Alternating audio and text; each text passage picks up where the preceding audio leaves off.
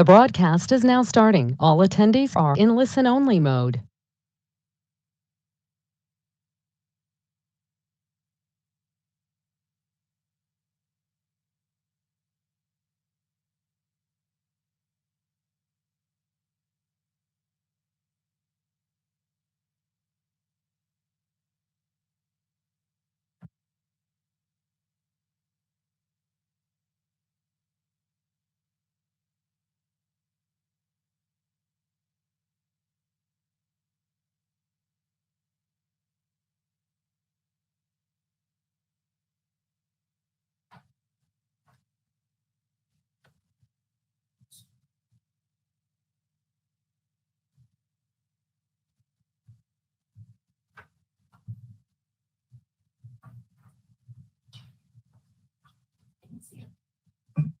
Good evening, everyone. Thank you for joining us for the August 9th, 2021 Westminster City Council meeting. As of June 14th, the city has resumed meeting in person for city council meetings with the option for virtual participation by council and staff as necessary. In addition to in-person attendance, the community may also participate remotely by watching the live stream on the city YouTube channel or by dialing in by phone with the instructions on the meeting agenda webpage. We continue to support multiple opportunities for public comment, including in-person testimony, email, voicemail, and live remote audio. Many modifications have been made to council chambers for the safety of council and staff. This includes spacing council on the dais and limiting the number of staff participating in person. The agenda section of the city website is the best place to check for details on participating in city council meetings. The web address is cityofwestminster.us/agendas. I now ask each of you to join me in the Pledge of Allegiance. There's a flag at the front and the back. I pledge allegiance to the flag of the United States of America and to the republic for which it stands, one nation, under God, indivisible, with liberty and justice for all. Acting City Clerk, Abby Fitch, will you please lead the roll call? Yes. Mayor Pro Tem DeMott. Present. Mayor Seitz. Here. Councilor Seymour. Here. Councilor Scully. Here. Councilor Smith. Present. And Councilor Bowles. Here. The next item before us is the consideration of the minutes of the preceding meeting. Do I have a motion? Oh, this is going to be fun. Even my little button light thing is on now. So I'm going to presume, because he's always fast on the draw, that Mayor Pro Tem DeMott was the first. Thank you, Madam Mayor. I move to approve the minutes of the July 26, 2021 meeting as presented. And can I get a second? Councilor Scully? I second. Okay, I have a motion and a second. Are there any questions, comments, or concerns? Seeing yours, there are none.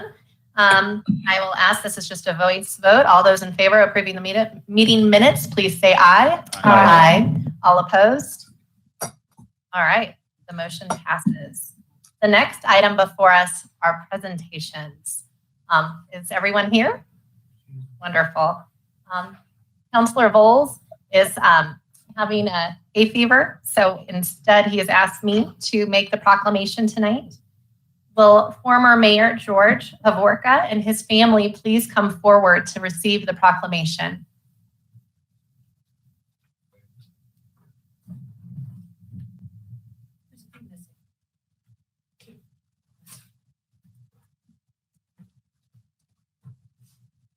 Sure. Just right up here. I'm going to open the gate for you. You can come out. Left. I'm going. Yeah. We appreciate you coming tonight. Well, I appreciate you having me. And I understand you have a visitor from quite a distance. Yes. Yeah, that's right. Son and daughter-in-law from the Netherlands. Well, it's a pleasure to have you here tonight. Thank you very much. And on behalf of all of City Council, we want to wish you a happy birthday. Thank you. But more than that, we want to thank you for your years of dedicated service to the city that we all share love for. Thank you. It's my great pleasure. Before we do the proclamation, I wanted to see if you'd like to address the room. If you have anything to say, we'd be happy to hear. You share your wisdom. I addressed this room enough. Yes. There's wisdom to brevity. I just said that the council members, it's a big job here. My timing here, I have to say, with a bit of Camelot. Some great council members, outstanding staff members, and as I said, I was just pretty well along for the ride. So it was tough at times, for the most part. The staff took care of things. The cooperative council. That's what happened. Well, I appreciate your leadership, and those cooperative councils work because of teamwork. So All right. Well, There it is. we'll work to follow that lead. Do you have anything you want to say? The House of Service, I'm sure my kids have. Well, I've always been on the good side of it, so that was an important part. I guess just seeing my dad grow with the city was something very important. So it's amazing what he's done and who he is, and I respect everything he's done for the city and the family. So that's about it. Well, thank you so much for coming tonight. It's amazing that you could come all this way to celebrate his birthday. And with no further ado, I will read this proclamation and then present it to you, Thank you, Mayor. Your Honor. No problem, Your Honor. Whereas George Havorka was born on August 5th, 1931, and whereas George, Mr. Havorka, served on the Westminster City Council from November 12th, 1973 until November 8th, 1993, and whereas Mr. Havorka served as mayor to the city of Westminster from 1983 to 1991, and whereas Mr. Havorka is being recognized for his service to the community, the organization, and the employees of Westminster, and whereas during his time serving, the city annexed parcels, increasing its size to nearly 20 square miles, and whereas Mr. Havorka was part of expanding the city's offering of parks and recreation services to the community, as well as adding library services to city operations. Now, therefore, I, Anita Sykes, Mayor of the City of Westminster, Colorado, on behalf of the entire City Council and staff, do hereby proclaim appreciation to George Havorka as a dedicated public servant to the City of Westminster. With more than 20 years of service to the city and in celebration of his 90th birthday. Signed this 9th day of August, 2021, Anita Sykes, Mayor. Thank you, Mary. Are you taking it? Thank you, sir. Do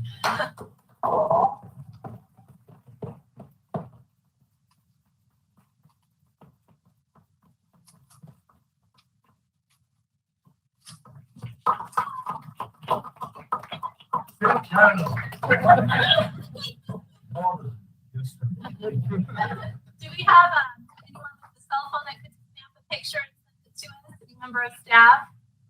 Oh, you know I've got one. Okay. I want you to hold this. Let's see. Like so?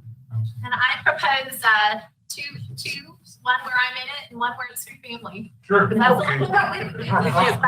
I know which one you're gonna hang on the wall. I have my mug in it. You smiling, George? I'm fine. Okay. Yes, I can. Well done. Thank you, Madam Mayor. Absolutely. It's now with Mary Canning. Okay. It's the way we used to do it.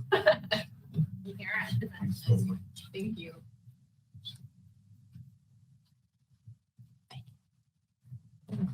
Thank you all.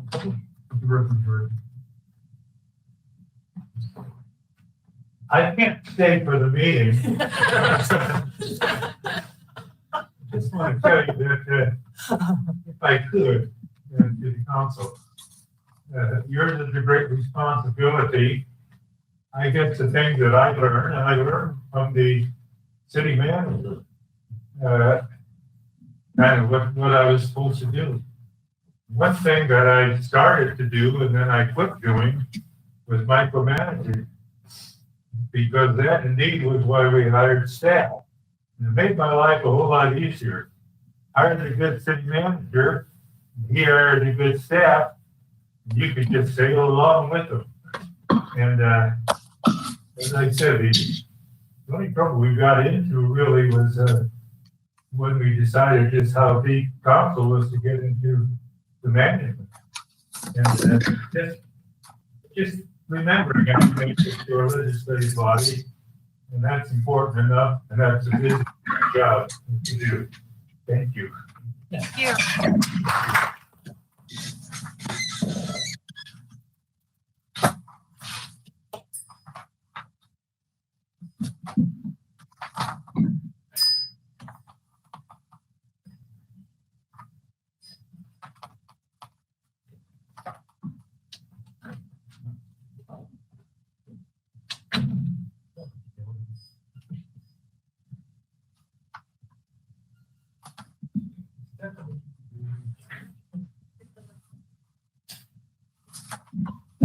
So that was inspiring. Sounds like maybe one of the, on off mute? Okay. The next item before us is public comment. The public comment portion of the meeting is an opportunity for the public to communicate with the City Council on any topic they choose, unless there is a topic for which a public hearing is also scheduled. This evening, we have one public hearing, item 10A, approval of the preliminary development plan and official development plan for Huron Plaza subdivision for Boulder Creek neighborhoods, to be known as the Knolls at Big Dry Creek. Anyone wishing to speak on this item, please hold your comments until we reach that agenda item later in the evening. The current public comment portion of the meeting is not intended to be conversational, but rather a direct communication from the public to their representatives. There are now 4 methods available for participation in public comment. You may testify in person, submit written email testimony, record a voicemail to be played back during the meeting, or request to speak live via the remote meeting link through the city clerk's office. Please see the posted agenda for details on how to participate using any of the methods available. At this time, I would ask the acting city clerk to please summarize the number of participants this evening and introduce our first speaker.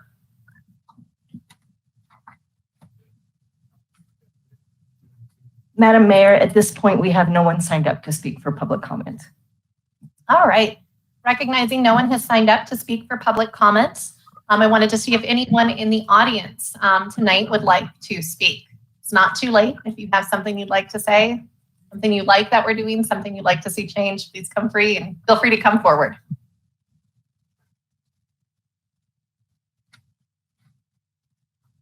No takers? Okay. The next item on the agenda will be City Council, will be comments from city officials.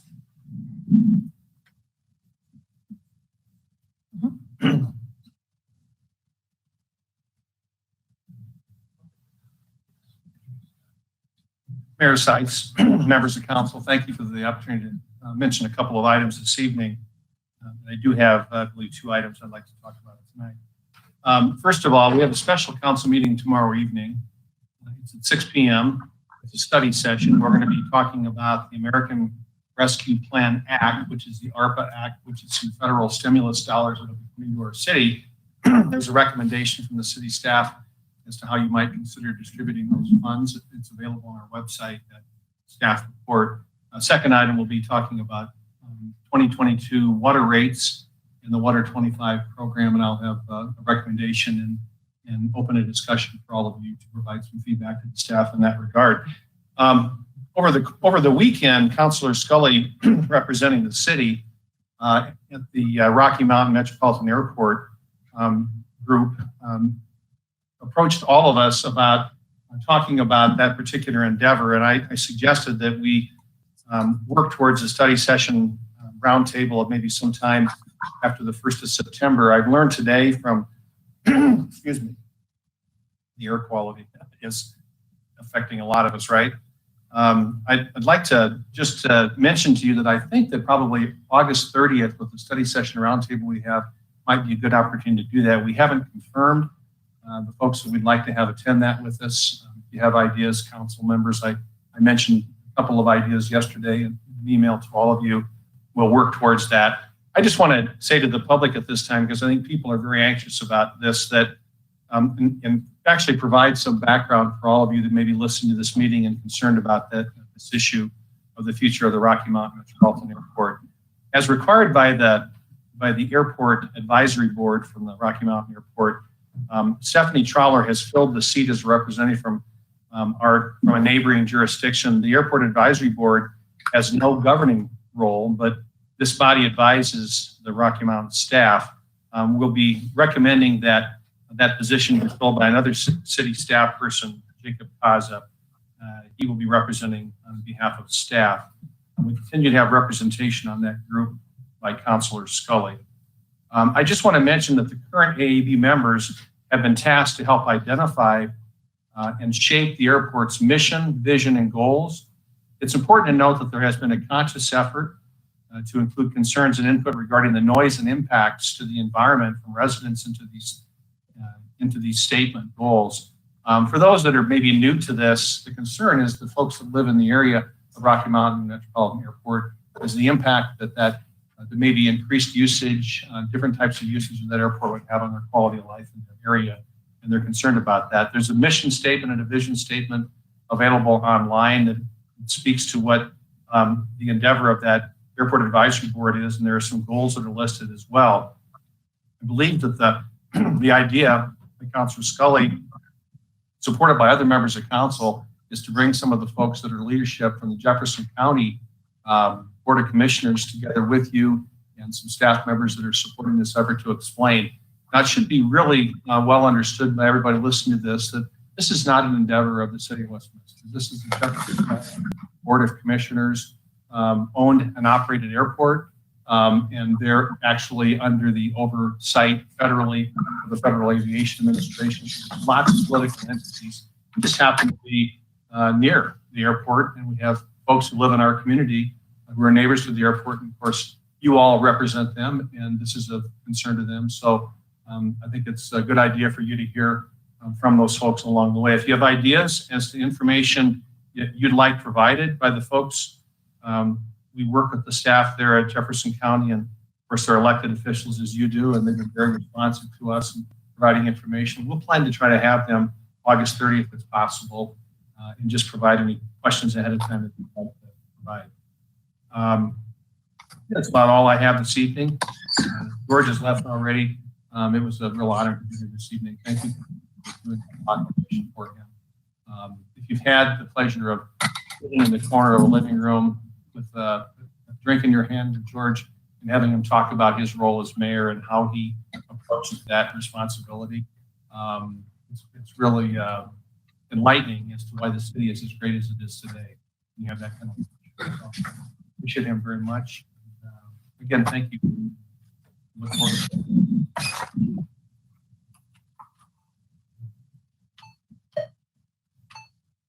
Thank you. The next item is city council comments. Are there any members of council? And again, I won't be able to tell. Look at Mayor Pro Tem DeMont. Thank you, Madam Mayor. I just had a couple of things I wanted to share.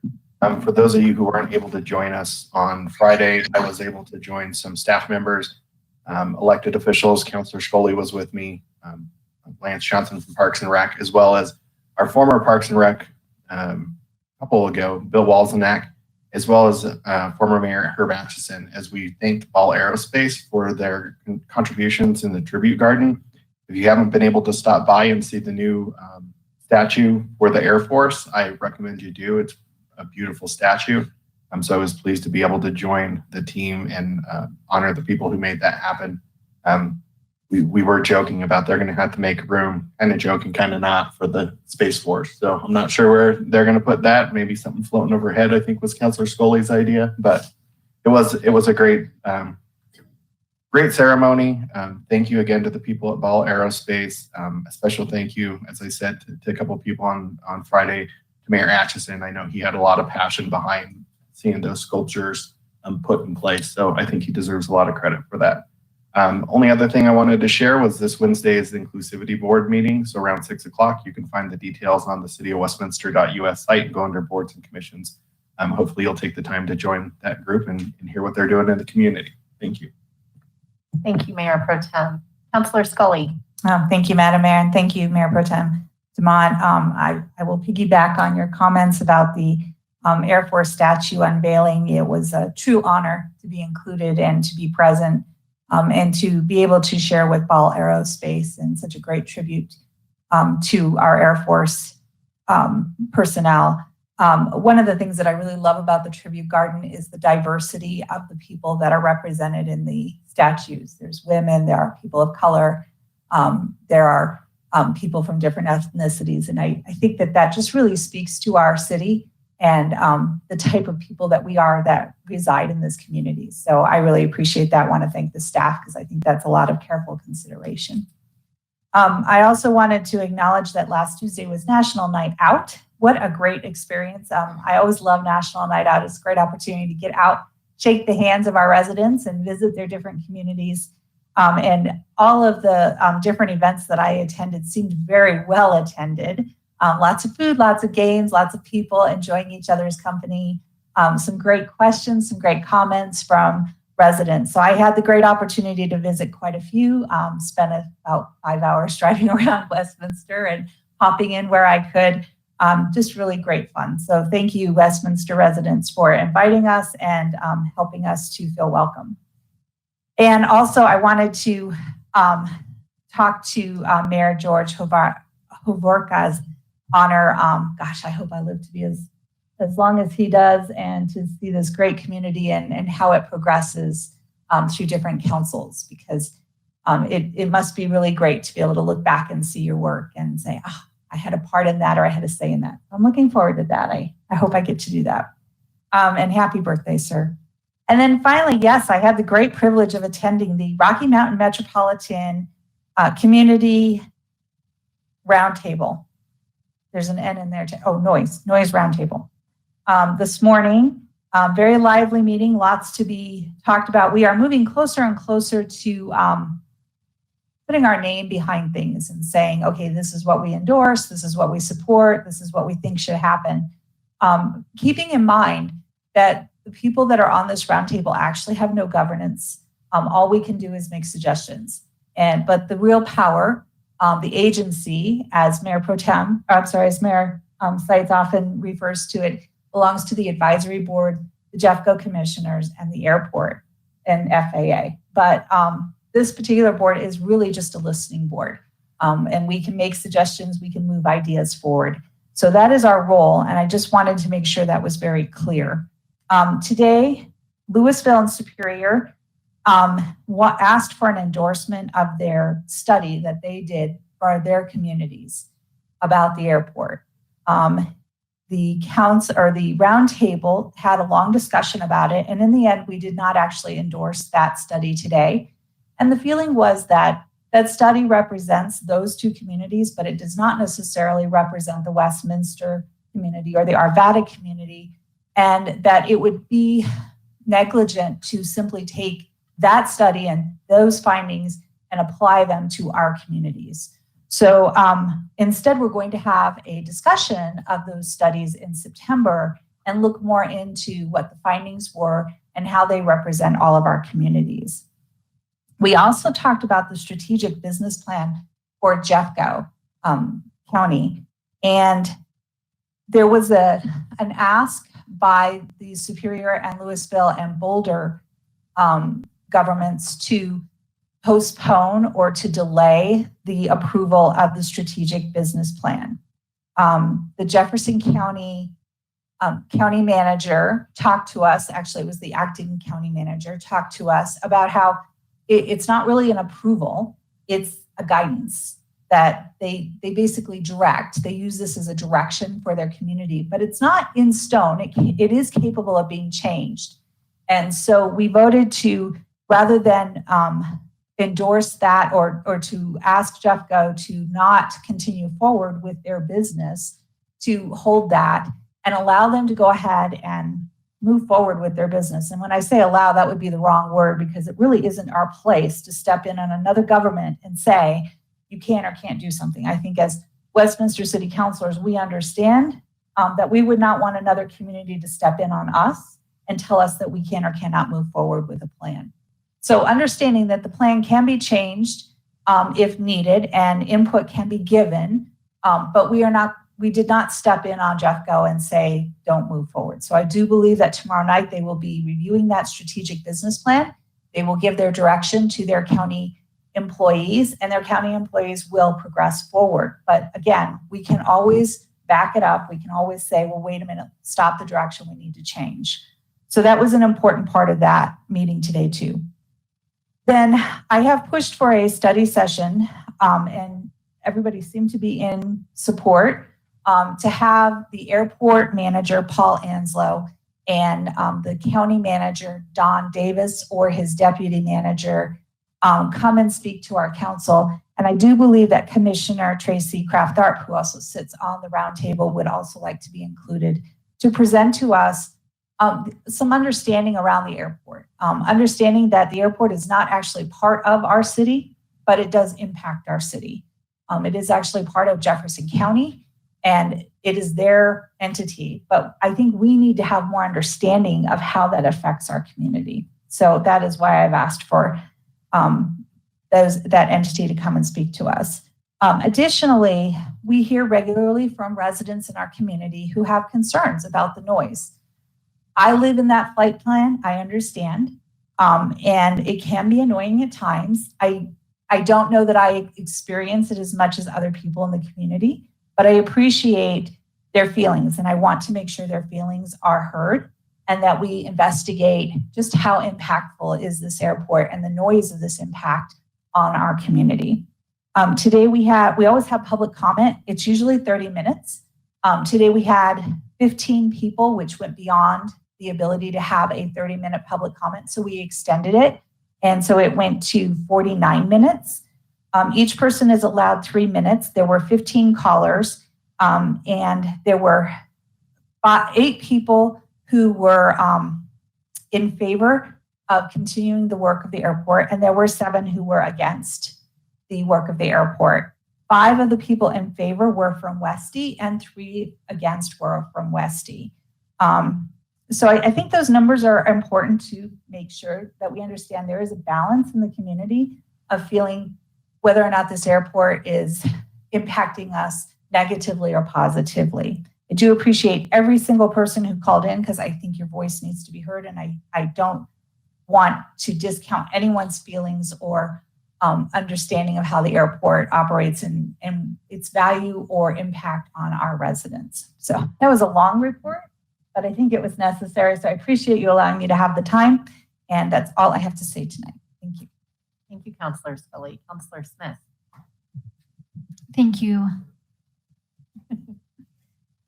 Thank you. I just quickly had the opportunity to go out to National Night Out last Tuesday.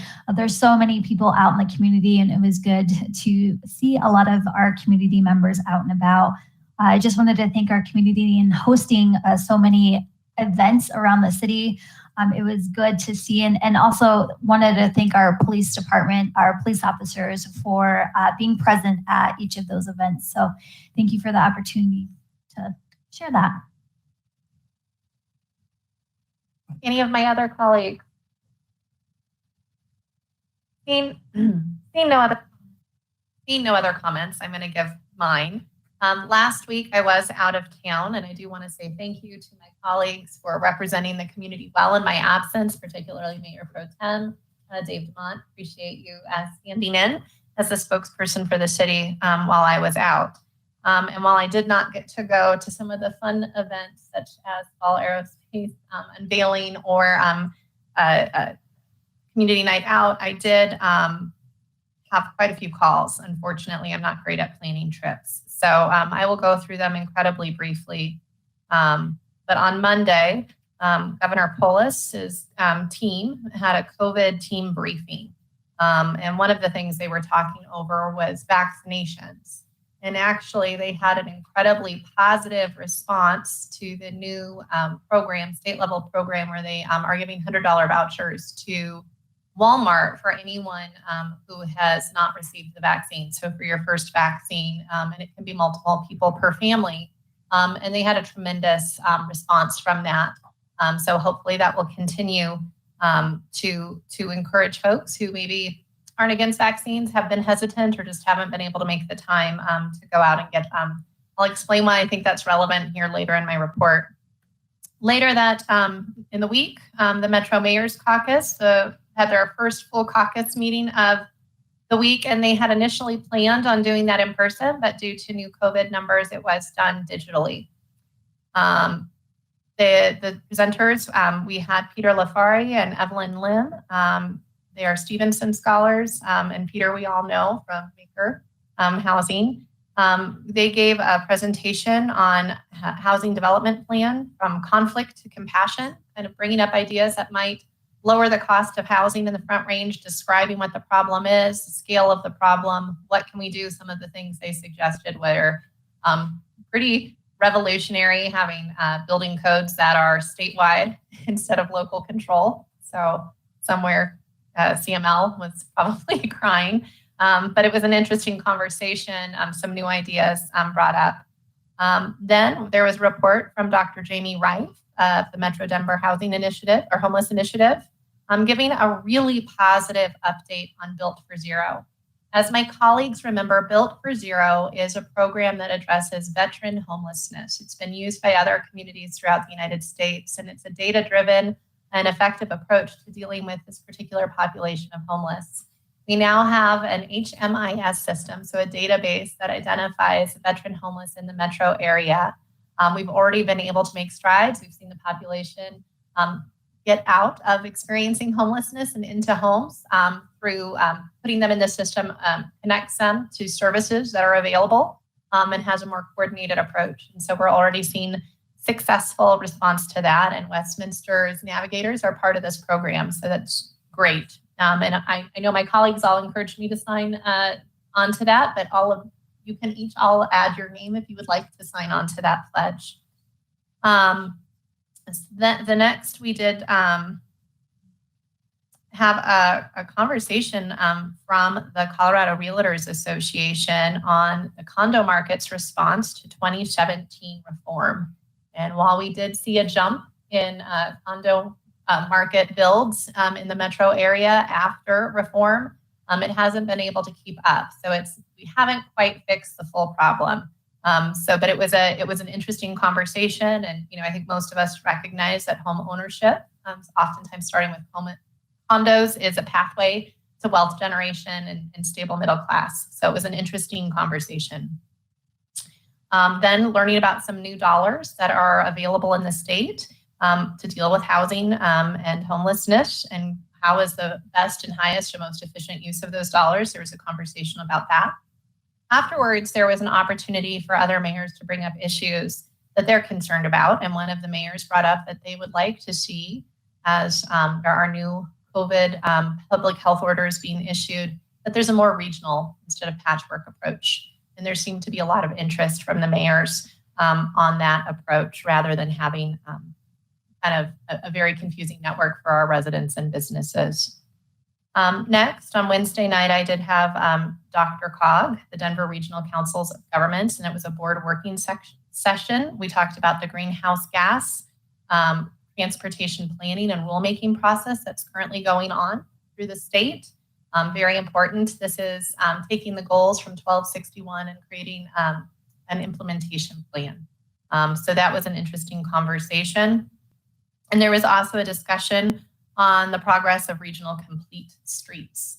That's a project I know that we're working on here in Westminster. We want to make sure you have full access, everybody is safe. If you're on a bike, you're safe. If you're a pedestrian, you're safe. And there's multiple ways to get to where we're going safely. So it was wonderful to learn about what's happening regionally. Next, I had the Northwest Mayors and Commissioners Caucus. We had updates from our federal and state lobbyists. I have emailed you all a full report from that. Please recognize I do not participate in the federal lobbyist conversation. I listen, but as we do not pay for that federal lobbyist, it does feel inappropriate for me to weigh in. But there is a lot of updates on there, and I would highlight in or make sure you recognize that there's some opportunity to serve on a few boards coming out of 260. So if you have local regional leaders who understand transportation, that might be a good opportunity for them. Finally, there was a little bit of controversy. You will see in that packet, there was also a draft letter that already had our signatures affixed to it. And some of the mayors took a little bit of umbrage to having a letter with their signature on it before we had seen it. And in fact, they were not able to get a consensus. So if you see that letter, I did not decline, or I did not give you notice to it. It just was drafted with my signature and has not been sent out. And then finally, I do want to talk about a meeting I had today. And it's a little bit more serious, and I think it is relevant for one of our votes tonight. So we had a Metro Mayor's Caucus meeting with the public health officials. So all of the Metro Mayors with the public health officials from Denver, from Boulder, from Tri-County Health, from Broomfield, and from Jefferson Public Health Department. The meeting started with Dr. Bob McDonald. He is Denver's Director of Public Health and Environment. And he went over the recent public health order that Denver just had, and some of you may have heard about it. In Denver, they have mandated vaccines for workers, and not just city workers. So any employee who is providing some form of care to another, so that would include hospital workers, primary care physicians, massage therapists, teachers. It's a pretty long list of care providers. Everyone needs to be fully vaccinated by September 30th. So that would mean that their second vaccination needs to be done by the mid-September. The city employees are proving that they have their vaccine using Workday. They just upload their picture of their vaccine card.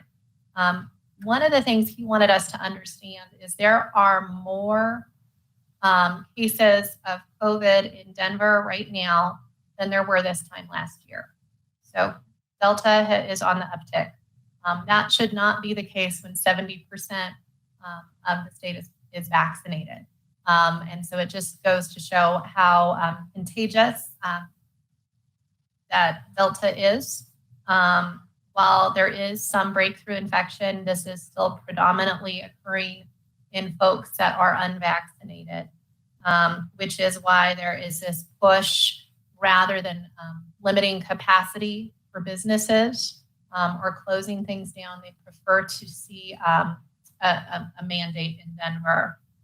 They debated implementing masks and may potentially hit a mask mandate for the school systems, or likely to do a mandate for the school systems.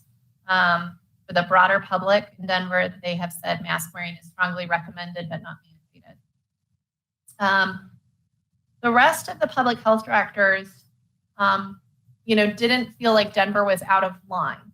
While they may not be recommending the same course of action for their communities or for their populations, they did feel that Denver's response was appropriate and followed the data. So each public health director spoke. So far, Dr. Douglas said the only school district that is having a mask mandate right now in their jurisdiction that they were aware of was Westminster Public Schools. The other schools will not have a mask mandate. But there is some concern that they feel some form of vaccine requirements are probably headed this way, though they did not say what they were. Dr. Comstock from Jefferson County Public Health said that Jeffco is lucky. We have about a 75% vaccination coverage rate, but the incidence of infections have increased significantly, and that's happening due to the Delta variant and those who are eligible to be vaccinated but refuse.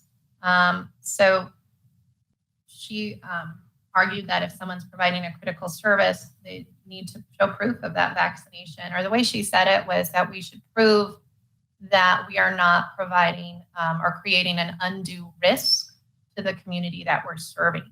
And so she recommended that municipalities within her jurisdiction require that their employees that are frontline prove that they are not creating an undue risk. And so there are two ways she recommended doing that was through weekly testing, mandated masking, and social distancing, unless you provide proof of vaccination. You'd be exempted from those three protocols. She was asking the municipalities to consider doing that within their jurisdiction, and then did let me know she is also looking at a similar public health order that would kind of follow the same populations as Denver, but have that caveat that you could opt for testing as well. I will keep you informed, but I did want this body to know on Thursday there will be a public health meeting. I would encourage all of you to attend. That way you can ask your questions directly. You can hear the answers directly. I think this is too important for me to play a game of operator. And so I just want us all to be making decisions based off of the same data, or at least evaluating them. So there's a lot more data in this, but just please feel free to ask me if you have any questions. This was a statistic that Dr. Comstock gave. In the month of June, the incidence rate among those who were fully vaccinated was 15.5 per 100,000. The incidence rate among those who was partially vaccinated was 136 for every 100,000. And the incidence rate among those with no evidence of having yet received at least one dose of vaccine was 355.1 per 100,000. So there's a significant difference if you are vaccinated or not vaccinated. So that I just don't see any benefit in not sharing information like this with everyone. If you have questions or concerns, I'm happy to address them in my capacity, but recognize I am just the messenger on this, just repeating what I heard. With that, I will close my comments. Councilor Scully. With that meeting on Thursday, can we get that on our calendar somehow so that we can attend if we want to? Is it not there already? I will make sure that it goes to everyone. Thank you.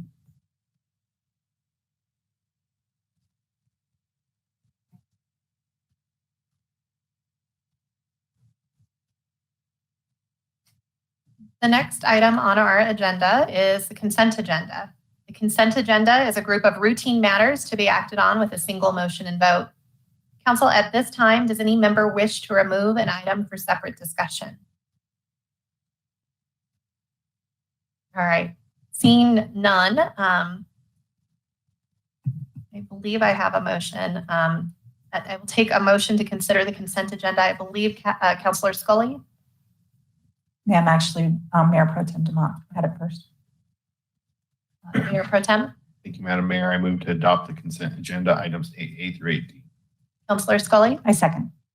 Okay, there has been a motion and a second. Is there any, well, at this time, this is a roll call vote. Mayor Pro Tem DeMont, Yes. Mayor Seitz, Yes. Councilor Seymour, Yes. Councilor Scully, Yes. Councilor Smith, Yes. and Councilor Bowles. Yes. The next item on our agenda is appointments and resignations. Having none tonight, we will move on to public hearings and other new business.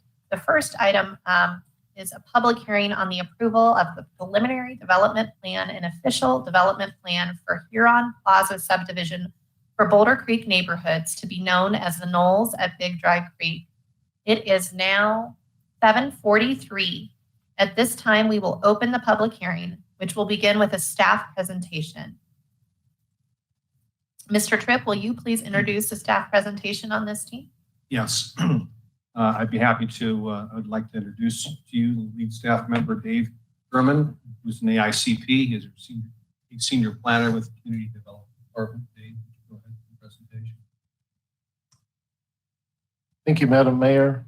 Thank you, esteemed councilors, and thank you, City Manager Don Tripp. Good evening, everyone. My name is David Gurman. I am a senior planner with the city's planning division. It is my pleasure to be presenting to you this evening. Next slide, please.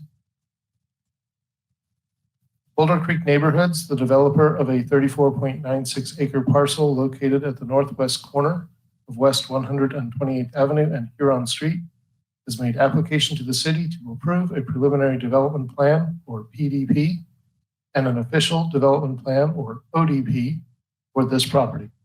This requested approval is being sought to support the future development of the site with 122 single-family attached homes to be known as the Knolls at Big Dry Creek.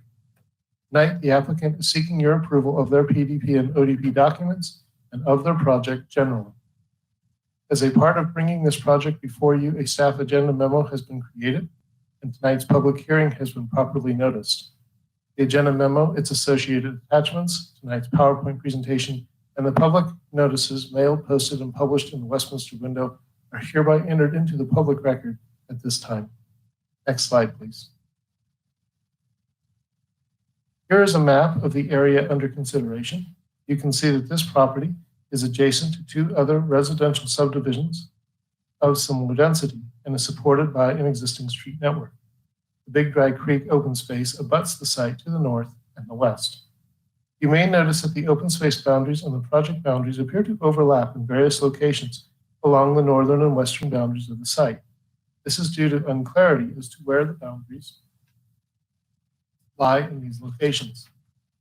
This uncertainty was resolved and cleared up by the action that the City Council took on July 26th to exchange privately held land owned by Boulder Creek Neighborhoods and open space land. This action ensures that the boundaries will be clear and whole as we move forward. I will now provide you with a brief overview of the criteria used by staff to evaluate the PDP and ODP for this site. Next slide. Section 11.514 of the Westminster Municipal Code contains 10 criteria that are to be the basis of consideration for approval of PDP documents. Staff finds that the PDP application generally meets these criteria as outlined in the agenda memo. The PDP is in conformance with the city's comprehensive plan as it proposes single-family attached homes at a density of 3.49 dwelling units per acre, which is consistent with the site's land use designation of residential R 3.5. 9 exceptions have been requested by the developer and are clearly listed in both the PDP and ODP documents. Staff feels that the exceptions requested are reasonable when balanced against the strengths and offerings of the proposed development. The proposed development is compatible and harmonious with the residential developments to the east and south, Englewood and Home Farm, respectively, and continues an appropriate residential development pattern. Englewood and Home Farm have planned densities of 2.44 and 2.50 dwelling units per acre, respectively. While the Knolls project proposes 1 additional dwelling unit per acre, it is still in keeping with the prescribed comprehensive plan designation shared by all 3 developments. Next slide, please. The development is compatible with all nearby land uses and will not generate dust, noise, vibration, or other nuisances for adjoining developments once construction is completed. Road improvements proposed by the project, coupled with planned improvements by the city, will ensure that 128th Avenue and Huron Street are properly configured to meet any increased traffic demands. Next slide, please. If approved, the PDP and associated development will not preclude any needed future public land dedications. The PDP includes all needed standards for approval to ensure that reasonable and required expectations of the ODP will be met. The applicant does not have any outstanding obligations to the city. Next slide, please. The next part of staff's analysis covered the ODP for this project. Section 11.515 of the Westminster Municipal Code contains 17 criteria that are to be the basis of consideration for approval for ODPs. Staff finds that the ODP application generally meets these criteria as outlined in the agenda memo. You may notice very similar language between many of the ODP criteria and the previously introduced PDP criteria. The ODP complies with all city codes, ordinances, and policies and is in conformance with the PDP and the comprehensive plan. The design of well-integrated walking paths, sidewalks, and additional connections to the Big Dry Creek open space trail represent an efficient approach in providing ample access and pedestrian mobility to users. The development is compatible with all nearby land uses and will not generate dust, noise, vibration, or other nuisances for adjoining developments once construction is completed. Next slide, please. The site will be physically insulated from road noise by a masonry sound wall along both adjacent roadways. The proposed development will help to further buffer the sensitive Big Dry Creek and open space areas by adding more than 8 new acres of open space.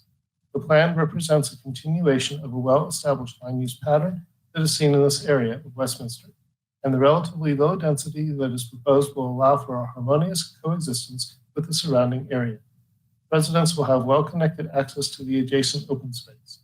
The decision to use only single-story homes helps to maintain views of the Front Range and the adjacent open space, both for residents within the new development and those moving around it on abutting roadways. Finally, the plan includes a variety of attractive home designs and elevations. Next slide, please. The plan includes large undeveloped buffers, natural topography, a masonry and screening sound wall, retaining walls, open space fencing where applicable, and appropriate landscaping to create an attractive and desirable residential community that is properly screened from adjacent roadways and properties. The landscaping proposed with the plan is adequate and appropriate for the proposed development and liberally uses native grasses and vegetation to reduce overall water demand. While the existing road network in the area should be able to adequately handle the minor increase in traffic that this development will potentially bring, there are plans for the short-term and long-term improvements of 128th Avenue in this area, which will further improve transportation conditions for both current and future users. Next slide, please. By providing paved sidewalks, marked crosswalks, trails, and open space trail connections, the plan supports and protects pedestrian mobility for both the new residents and for residents of nearby neighborhoods. Public Works and Utilities has expressed no concerns with the provision of water or sewer capacity to the subject property. Reclaimed water is available in this area and will be used for irrigation. The applicant and the developer are both in good standing with and are in compliance with all fiscal and Westminster Municipal Code requirements of the city. Next slide, please. The Planning Commission heard this application on June 22nd and voted unanimously to recommend approval to the City Council with a 7-0 vote. Staff recommends the holding of tonight's public hearing to review the proposed PDP and ODP, and that City Council approves the PDP and ODP, with the finding that these documents generally meet all of the criteria set forth in sections 11.514 and 11.515 of the Westminster Municipal Code, respectively, as previously outlined. Next slide, please. Staff believes this project and its associated PDP and ODP supports the 4 strategic plan goals of the city. A beautiful, desirable, safe, and environmentally responsible city is fostered by the project, which acknowledges the natural topography of the site, keeps structures to 1 story to protect view sheds, and embraces views of both the Big Dry Creek open space and the Front Range. A resilient economy is reinforced with the approval of the proposed project, as it allows for the development of a new neighborhood, which will in turn provide new housing and diverse economic opportunities. The city's strategic plan goal to provide visionary, effective, and collaborative government is met by approving the proposed PDP and ODP as the project meets the Westminster Municipal Code and other applicable requirements. The project also includes land dedications and mechanisms to further protect, expand, and enhance the open space area and provide more access to it, supporting a sustainable environment that meets the needs of current and future residents. The applicant is with us tonight and has a presentation to share with you as well. Thank you for your attention. There are several staff members with us this evening, and we would all be collectively happy to answer any questions that you may have. Thank you, Mr. Gurman. Are there any questions before we go to the applicant's presentation from my colleagues here on council, or Mr. Gurman, or for any other members of staff? Councilor Scully. Thank you, Madam Mayor. So my question, I heard you say reclaimed water to be used for the division, but I was wondering, how does this work into our water plan?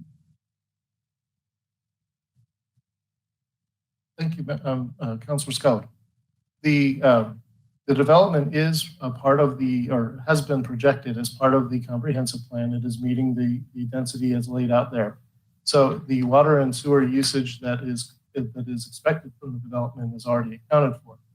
The use of reclaimed water is actually an additional help because a lot of or most, if not all of the common open space areas can be irrigated with reclaimed water, thus reducing the demand on our potable water supply. Okay. And then I noticed it's on the left northwest corner. So how will traffic coming from the south to the north be able to get in, and coming from the east to the west? No, I'm sorry, the west to the east, be able to get in, because they'll be crossing the traffic. Will there be lights, or will we do lane changes, or what is the plan there? The short-term plan is for access in two different places. One on Huron Street, which is a right-in, right-out. So that would mean vehicles traveling southbound on Huron could turn into the development. Vehicles exiting the development could also turn southbound on Huron. More of a restricted pattern there. The other axis is the main axis, and that's on 128th Avenue. That eventually would be a all-way, all-turning movement entrance. So motorists, I should say, vehicles can't do it on their own. Motorists could go in any desired direction coming out of the subdivision or into the subdivision, including crossing directly from home. Okay. And I think you mentioned that the public hearings, there was no adversity. Is that what I heard? That there were no concerns from the surrounding residents. How far out did we reach for the public hearings?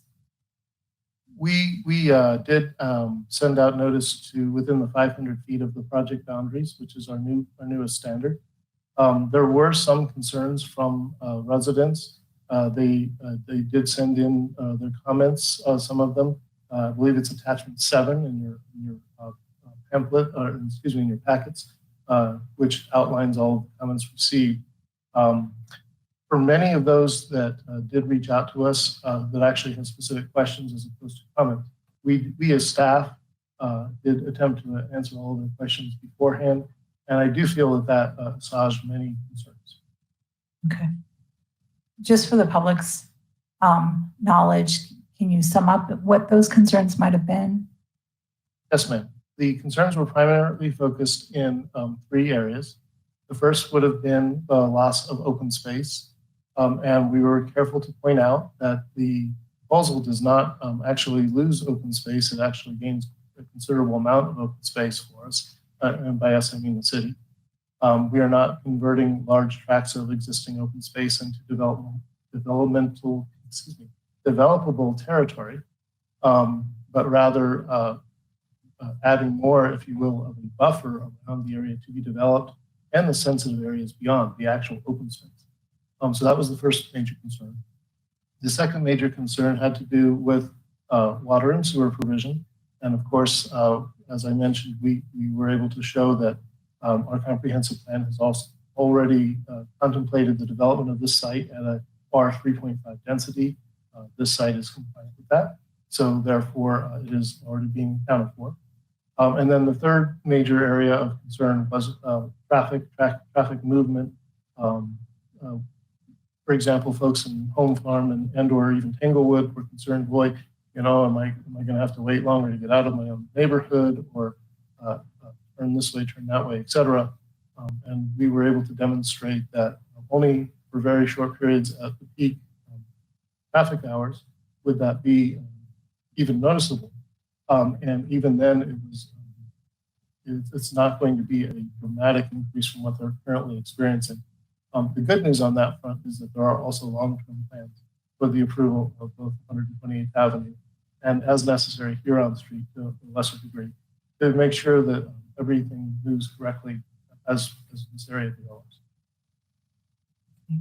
And then, it looks like I was right on track with some of the public concerns, so that makes me feel pretty good. I also had a concern about the open space. I understood that we wouldn't be losing the open space, but I wondered, why didn't was there a possibility that we could have bought the land and made it into open space, because it is adjacent to current open space? So it seems like it would have been an ideal piece to add to our open space repository. So is there a reason why we didn't seek that out? Well, I can tell you what I know. The piece of ground came into the city a number of decades ago and was never really offered by the owners for that purpose. We have some experts here who might be able to better speak to whether or not we made overtures of our own. But in the current evolution, where we are is the private landowner preferred development of the site. And so what we sought in that exchange was the best possible result as far as gaining as much open space as we could, and as best as we could, also protecting our existing open space and especially the Big Dry Creek itself, which of course is a sensitive water body. Okay, thank you very much. Yes, ma'am. Mayor Pro Tem Demont. Thank you, Madam Mayor. This is just more a thought, and I'm curious how this works. So we've already contemplated the water use, which is good. And I'm sure you knew that question was coming, because that question always comes up.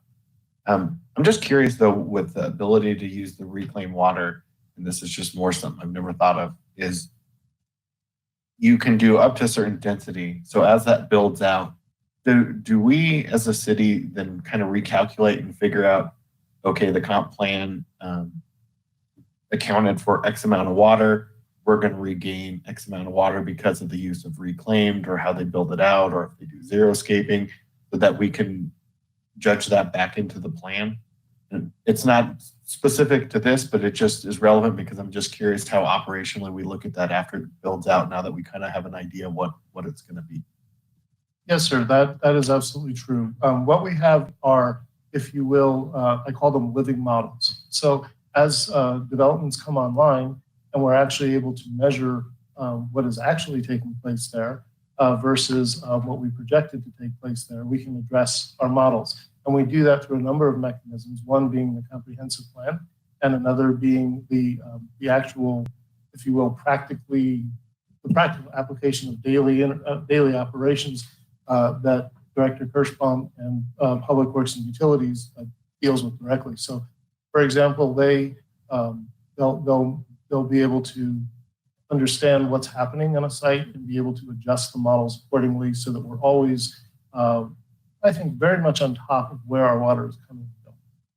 And then I appreciate that. And then on the portion that they potentially could use of reclaimed water, is the developer responsible for the cost to tie into that reclaimed system?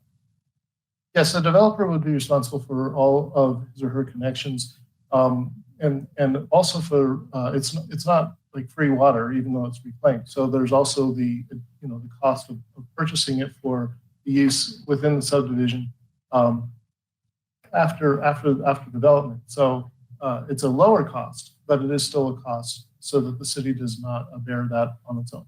Great, thank you. Yes, sir. Councilor Bowles. Thank you, Madam Mayor. And Mr. German, thank you for being here. I thought your staff report that you put together for us was very thorough, so thank you for that. I have a question about the public land dedication. It appears that we came out ahead on this, meaning more than what they needed to do, primarily because of what was given several years ago. Can you kind of talk through that part of the public land dedication, how we got to where we were? And is there also a ratio, if it's in a floodplain, it counts for a little bit less? But so could you kind of speak through that process, please? Absolutely. Thank you. If it's possible, there's a slide I have hidden immediately following the current slide, which would be very helpful as a visual for this discussion.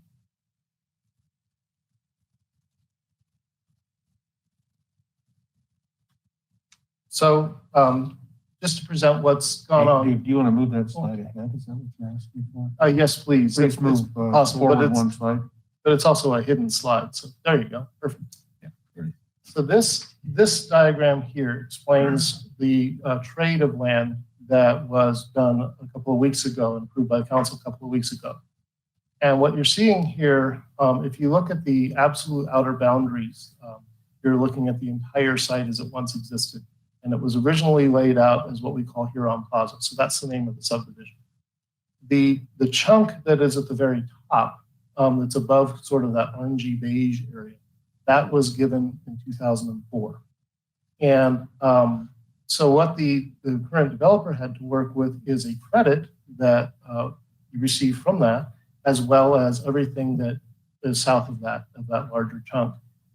So what happened here was the beige area and the green area that you can see, a tiny little bit of green area, those were given to the city in exchange for the blue and red areas.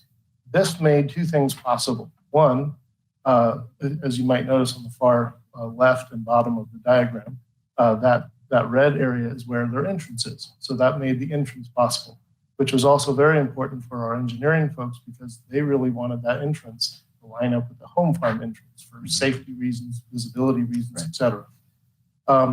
The blue area and the little red sliver that kind of extends from the bottom of it, that was what I mentioned during my initial presentation.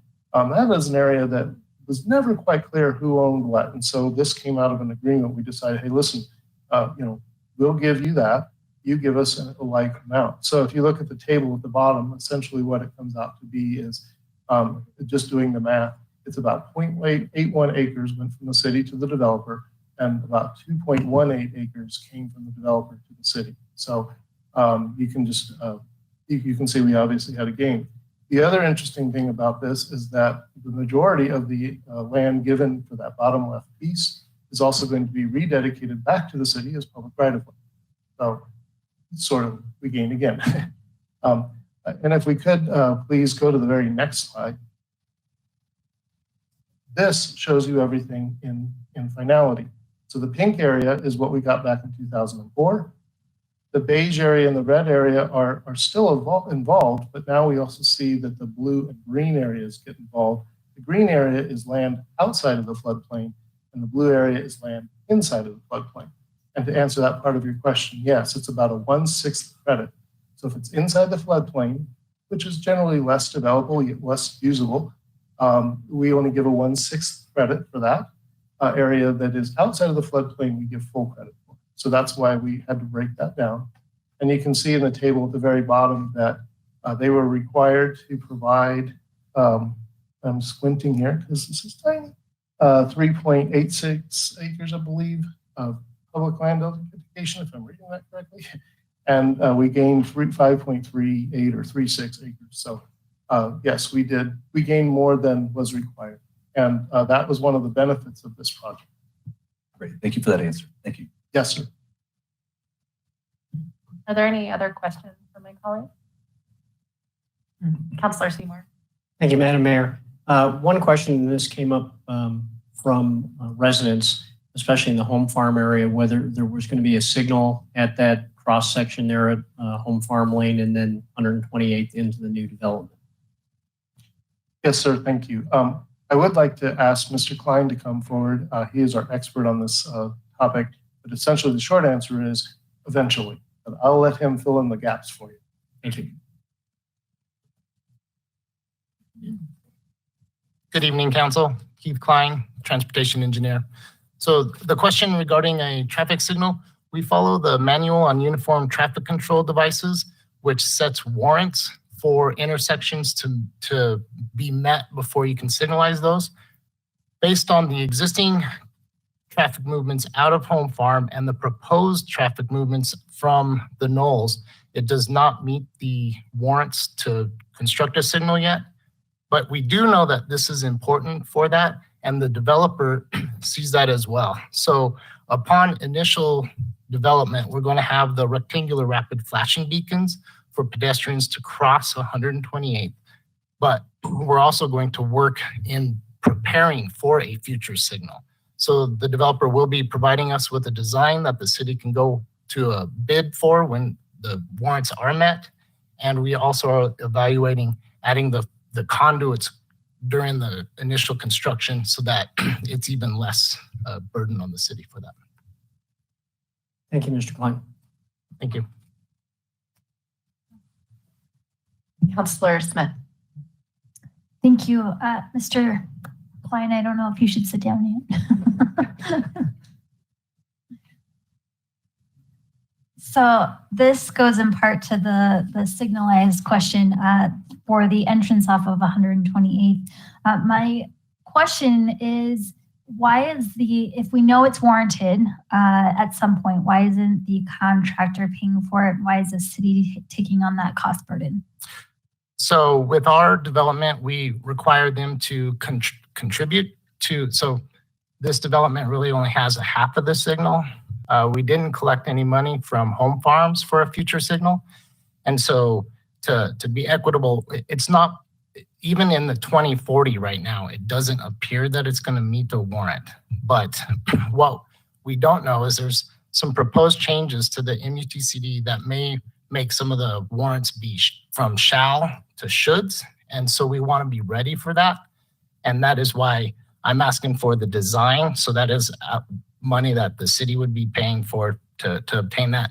And the undergrounding of those, the conduits for future wiring and power supply would be something that the cities would have to pay for. So we are taking the money that they could just contribute to us and actually trying to make sure we have something tangible. So they are actually helping to pay for what by our code I would be able to make them pay for.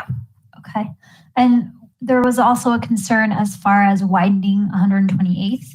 So can you talk in that regard as far as widening between Huron and I think it's Zuni? Yes. So as part of our development, the development is required to do the frontage improvements. So for this development, essentially from Huron to Home Farm Lane, they will be improving the north side of 128th to be our ultimate cross section, which will be 2 westbound travel lanes, 2 eastbound travel lanes. We'll have a centered left turn lane. And we're also going to provide enough room that we can add bicycle lanes on 128. But they will only improve that to the home farm intersection. So the community development during the 2022 to 2026 CIP budget asks, we are asking for some money for designing the ultimate improvements from Zuni to Home Farm Lane to widen the 128. Some of the constraints that we have is that the Big Dry Creek bridge, that is not wide enough currently to have the 4 travel lanes and have like sidewalks or bike lanes. So that's going to need to be designed. We cannot hit this developer up for that. That is off their site.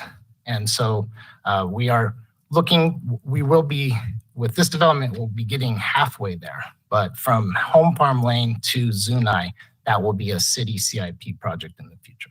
Okay, thank you.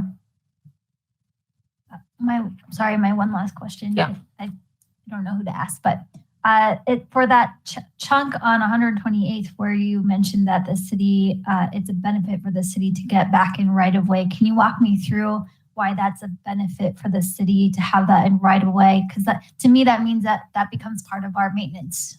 So if you could kind of walk me through what that looks like.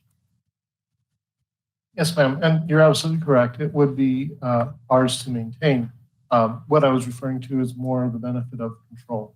So, for example, as Mr. Klein was just talking about, if we move toward having to expand that intersection, expand walkways, maybe something that was unexpected, for example, comes up, we would have the control to be able to move rather nimbly because it is public right of way.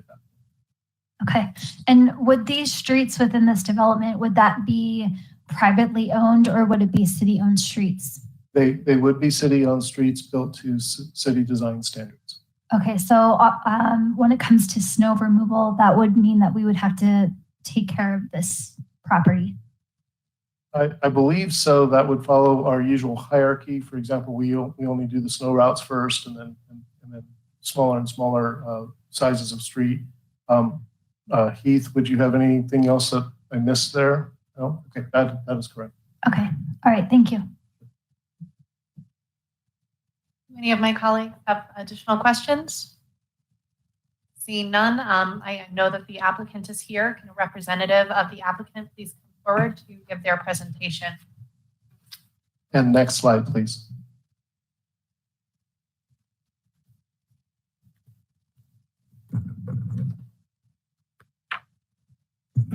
Good evening, Madam Mayor and City Council. My name is Mike Cooper with Boulder Creek Neighborhoods. Address is 712 Main Street, Louisville, Colorado, 80027.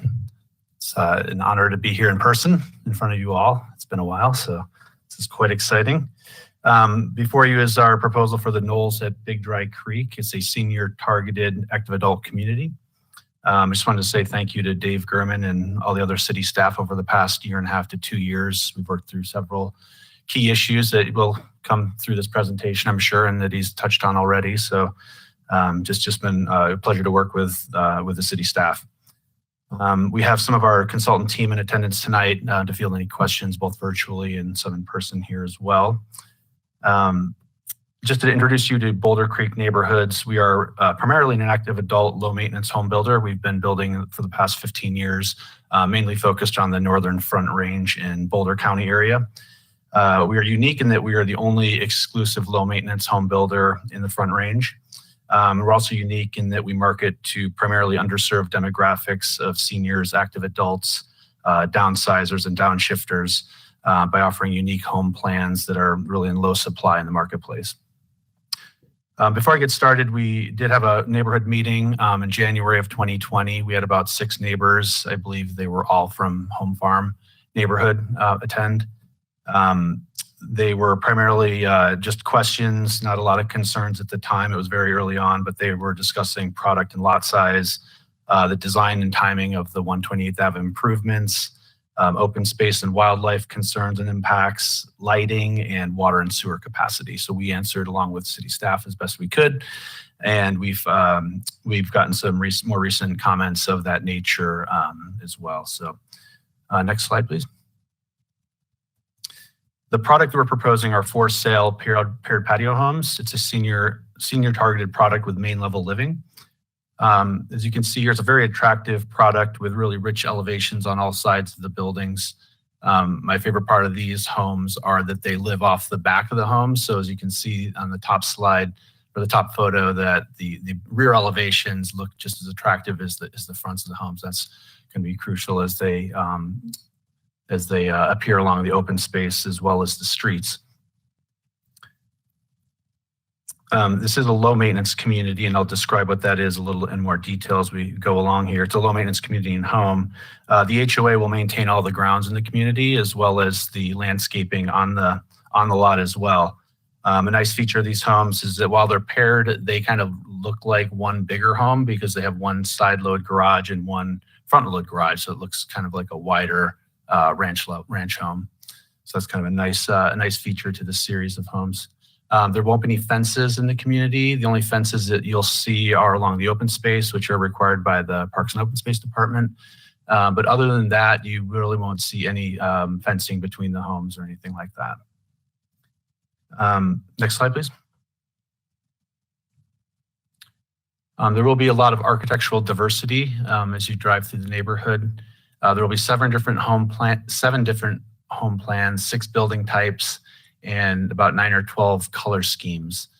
As you can see here, there's a lot of articulation to the facade by integrating the side load garages, so there really won't be a lot of flat facades. There'll be a lot of undulation along the streetscape. Next slide, please. There are 2 series of home plans, and I'll show you when we get to the site plan where we're planning to build some of these 2 series of homes.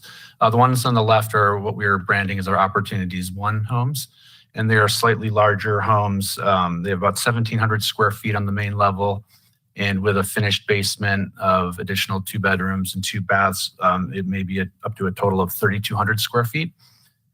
The homes on the right side are the Opportunities 2 paired patio homes, and those are slightly smaller. There's 2 different floor plans and distinct elevation styles. These are offered at a slightly more attainable price point. Some of these homes have basements and some have optional basements, including gardens and walkouts. And those homes will be around 1,250 to 2,000 square feet.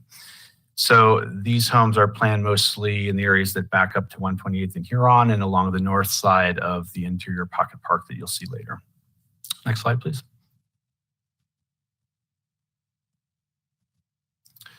So all of these homes really feature very large outdoor living spaces, which is kind of a hallmark of Boulder Creek homes that we target towards seniors.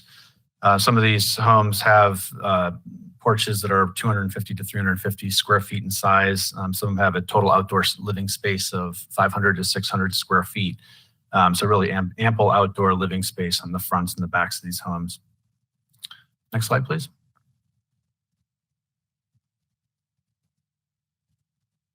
In these homes, as I mentioned, they live off the back of the house. So as a result, we intentionally typically site our homes to not back up to one another so that the HOA maintained common areas are essentially the yard space for these residents. Next slide, please. You can go one more. I think one more too.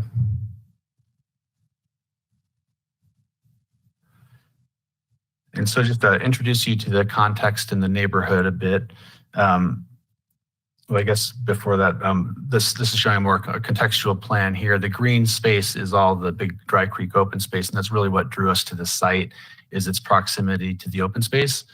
With this demographic of home buyer, the walking trails is really the #1 amenity that we see with this buyer. And tying into the regional trail system and the big Dry Creek open space is really the key feature to this site that drew us to build this product out here. Next slide. Going into the site plan a bit, there's, as Dave mentioned, 2 access points, one right in, right out off of Huron Street on the top right of the plan, as you see here, and a full movement on 128th Ave, which is on the bottom left. Dave mentioned about the future signal there and the road widening along 128th Avenue. Most of the improvements have been completed along Huron Street. There's an existing trail and all the lanes are in for that and the medians are in for Huron. We will be building a detached meandering trail along 128th Avenue. And I'll have some slides to kind of show the unique way that we kind of designed that to kind of peel off of the street and kind of go through an open space area. So it's kind of a creative way to lay that out. There's a lot of topography on the site. So we used walkout levels and garden levels as you kind of move through the neighborhood to take up the grade as you go down the site. If you go out there now, you can see it drops off probably 50 feet or so from 128th down to the open space in the floodplain area. And then the park in the middle, we intentionally put there not only, again, to separate the homes from backing up to each other, but also to take up a little bit of grade as well. And so there's a series of retaining walls, walkouts, and a little grade difference in the park area to kind of nestle these homes in there. And one unique feature is that a lot of the homes, or most of the homes along 128th Avenue, will actually be kind of sunk down below 128th Avenue. So as you drive, you'll kind of see over the homes, and you'll preserving the views of the open space in the mountains. So that was something we kind of did intentionally there as well. Next slide, please. So this slide shows the trail. I'm sorry, this is the open space slide. The orange open space highlighted at the north is the land that was previously dedicated. That is about almost 12 acres of land. The green area is what we are dedicating a couple weeks ago, and with this ODP, another 8 acres plus or minus. So in total, this property will be dedicating close to 20 acres of open space through past dedications and through this ODP to the Big Dry Creek open space network. Next slide, please.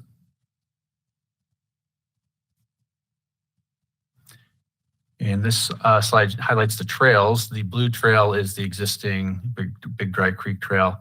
The yellow trails are ones that we are adding, with the exception of the one along Huron Street, which has already been installed.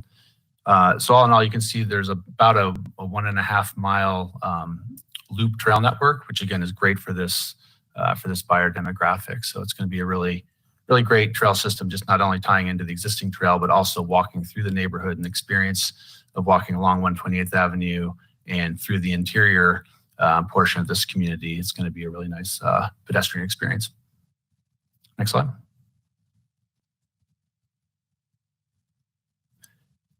This is just to give you some context of the images coming up. The bottom 2, A and B, are cross sections kind of showing how the homes are in relation to 120th Avenue and the character of the open space buffer along 128th. And C is the cross section through the park area. Next slide, please. So the first one is kind of in the middle of the site. And as you can see, there's a drastic, pretty dramatic grade differential. So again, we peeled the trail off. Typically that trail would be up high on the left along 128th Avenue. So we peeled it off and brought it down. So you won't be looking at a sound wall along 128th Avenue. You get the views over the homes. And we studied whether, there's any benefit to having that wall up at the top, and our noise experts, noise engineers, came to the conclusion there's really no significant benefit to putting it up high or down low, because the sound kind of travels out anyways. So there really wasn't any difference. So we worked with city staff to kind of custom design this buffer area to be more of a usable quality pedestrian experience, pull it down off of the street, and so that the pedestrian can have the views west of the mountains going forward, and then the traveling public can have those views as well. Next slide, please. And this is a cross section more towards the intersection of 128th and Huron. As you can see, it's a little less dramatic, but again, those homes should be sitting down a bit from 128th Avenue. Next slide. And this is a character sketch of the buffer of the previous slide there, showing how the homes are tucked down and the sound wall is down, and just the character of the landscaping and the buffer. It's kind of a blend of manicured and native vegetation. We just kind of struck a balance between turf and native to balance conservation and a more manicured park look. Next slide, please. This is a view looking to the northwest at 120th and Huron. That's our community entry monument. There's also some entry columns that we have at the two entryways, and this is just at the corner, adding a sign to the sound wall that's running along 128th and Huron. Next slide. Looking at the parks and amenities, the two large stars are where we have our more active, larger amenities in the parks, and the smaller orange and red stars are where we have more some reading garden areas, some passive use overlook areas next to the open space, and just contemplative areas for residents to sit and gather and socialize. Next slide. This is the easternmost amenity area. There's a couple pickleball courts, and to the west of that, to the left, are some plaza and seating areas and some of those reading gardens that I was talking about, and a great lawn area further to the west. And hopefully there's some nice views as you look over this great lawn area to the west of the mountains. Next slide. And here's that view looking over those the pickleball courts there, looking west over the great lawn area. So you can see we intentionally brought these homes up on the left to try to capitalize on some views of the open space in the mountains, while bringing the homes on the right down as much as we could. So we were conscious of how we were laying out these communities in terms of the value to the homeowners as well. Next slide. And this is a simple cross section through that park area, and you can see the homes on the right sitting above the homes on the left. Next slide. And this is the western amenity area. I'll advance to the next slide if you could, and I'll describe some of the amenities in this area. There's a bocce court, picnic shelter, an outdoor cooking area, outdoor kitchen. There's some mailboxes there that we integrated into the masonry of the mail kiosk to make it more of a social space for residents. And we have a couple areas, some other areas with tables and chairs where residents can sit and play cards and gather and socialize. So this is kind of the more developed park, the second more developed park area. Next slide. And this is just a view of that main park area looking back east up the Great Lawn area. And in the foreground is one of our reading garden areas. Next slide. And that's sums up the site and amenities of the community. Just to touch upon the comprehensive plan, I won't go into any detail. Dave covered it pretty well. But generally, the existing comprehensive plan is R3.5, which we are adhering to. The new amendment to the comp plan keeps it as low density residential, which I believe is around 3.5 per acre still. So we're in keeping with both the current and what's contemplated in the future comp plan. Next slide.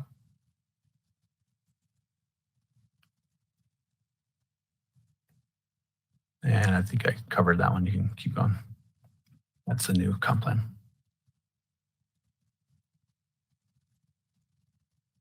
And our site around us, as you can see, all of the yellow areas around us are R3.5. So it just shows how we are keeping in context with the surrounding neighborhoods and land uses. Next slide. And so that's the end of my presentation. I appreciate your time. Just some of the benefits here. That it's a low maintenance community targeted towards seniors. It's serving an underserved demographic and provides a variety of home sizes and price points for active adults. The product type lends itself to the opportunities and constraints of the site by offering the walkout basements. As I described, we were very sensitive in how we sited the homes throughout the community. The land dedications, I believe we're dedicating close to 2 extra acres of open space that exceeds what's required. And trail connections, both in how we're tying into Dry Creek open space and how we're designing the trails throughout this community. It's just, we feel like it's all come together and it's going to be a great community. So we hope you see that as well. Appreciate it. Thank you very much. Are there any questions for Mr. Cooper? Councilor Scully. Thank you, Madam Mayor. Mr. Cooper, thank you. This was a really nice presentation, and I think I'm a little jealous. I think I might want to move there. So it's not age restricted, don't worry. So that was my first question, was what is the age restriction? I happen to be looking for my in-laws right now, and so I was curious because I've seen a few of these in Broomfield, but not much in Westminster, so I can see the need for Westminster. So no age, that's good to know. What is the cost? The sales prices?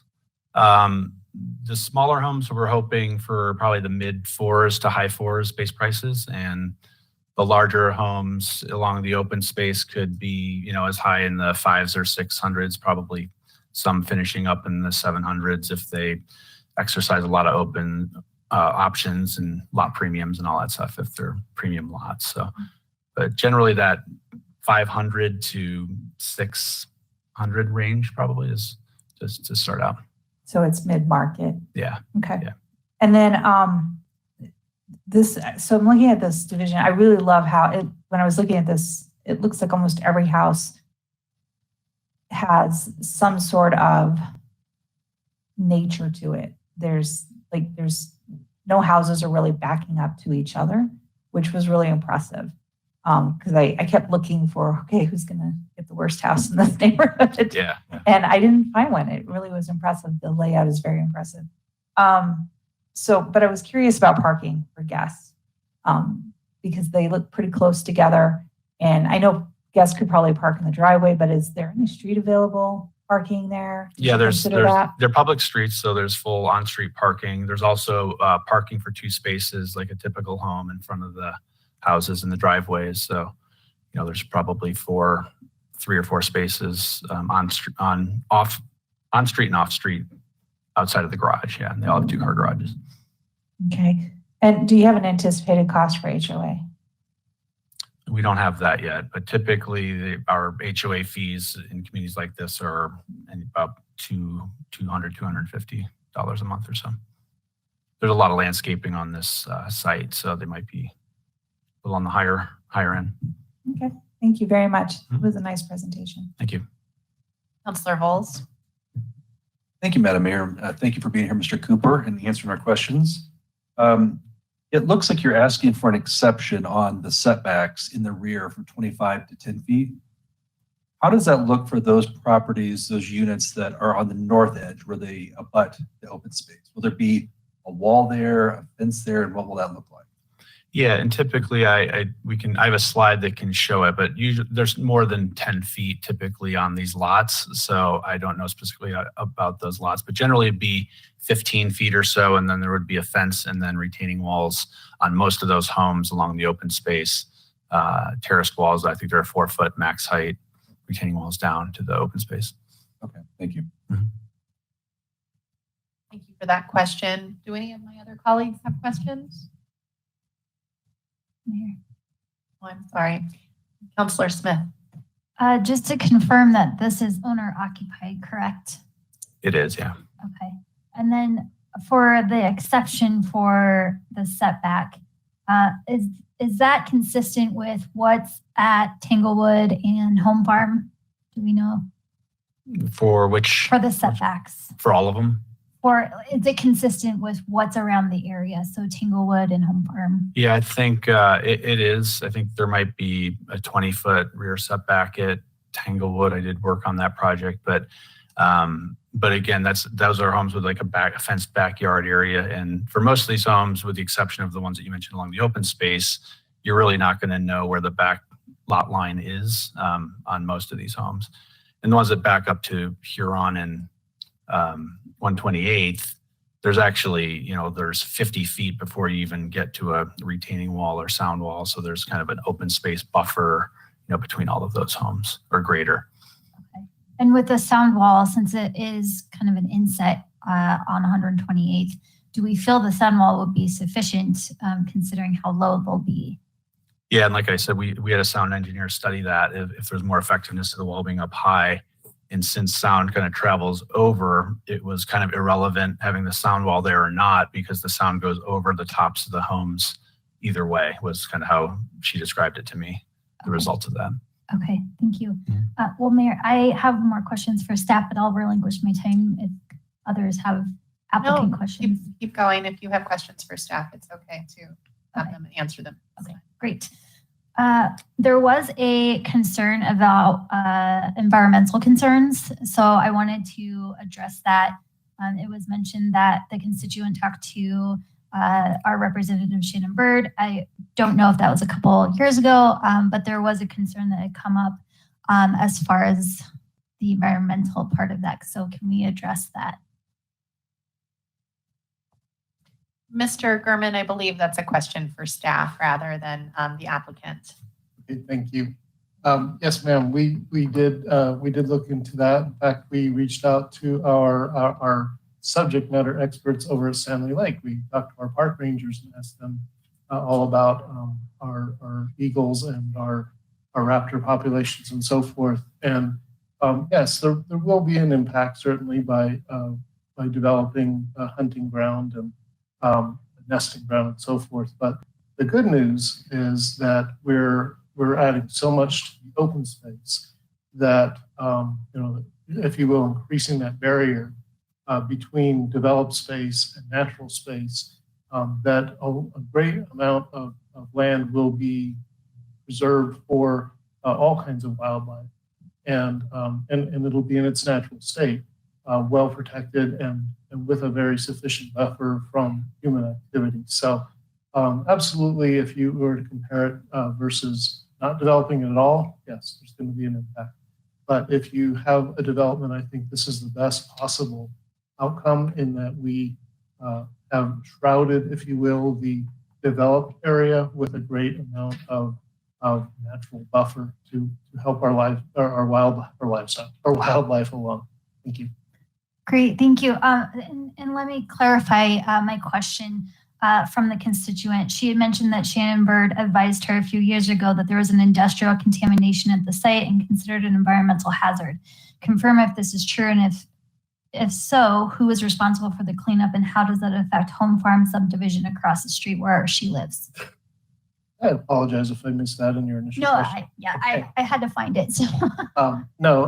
There was a what we call a level 1 environmental study done, and it did not point to any signs of contamination that would, if you will, require that a higher level, the next level, level 2 environmental study be done.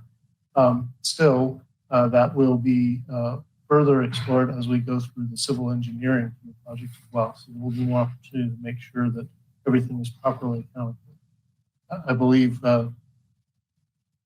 Downing has a few things to say. Thank you. Dave Downing, Director of Community Development. Councilor Smith, you need the older people to sort of give some historic perspective here. So that's why I stood up. For many, many years, this site was used as a dump site for broken concrete, asphalt, things of that nature. It was the owner at the time thought that that was a good thing to do, to raise the land out, higher above the floodplain. To our knowledge, though, there was no chemical contamination. My recollection certainly is just seeing a bunch of broken concrete out there, which is something that's easily remediated, and that would be if there's still something left to be cleaned up, that would be the responsibility of this developer. Thank you. And this might be for the applicant, but for, just was on the top of my brain. For building in a floodplain, is there any kind of disclosures that you need to give to folks buying in this location?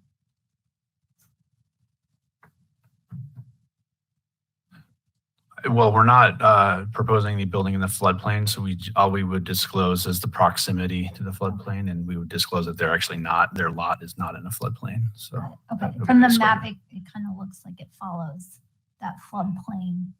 Right, yeah, but that's the lots, none of the lots encroach into that floodplain area, and none of the homes would.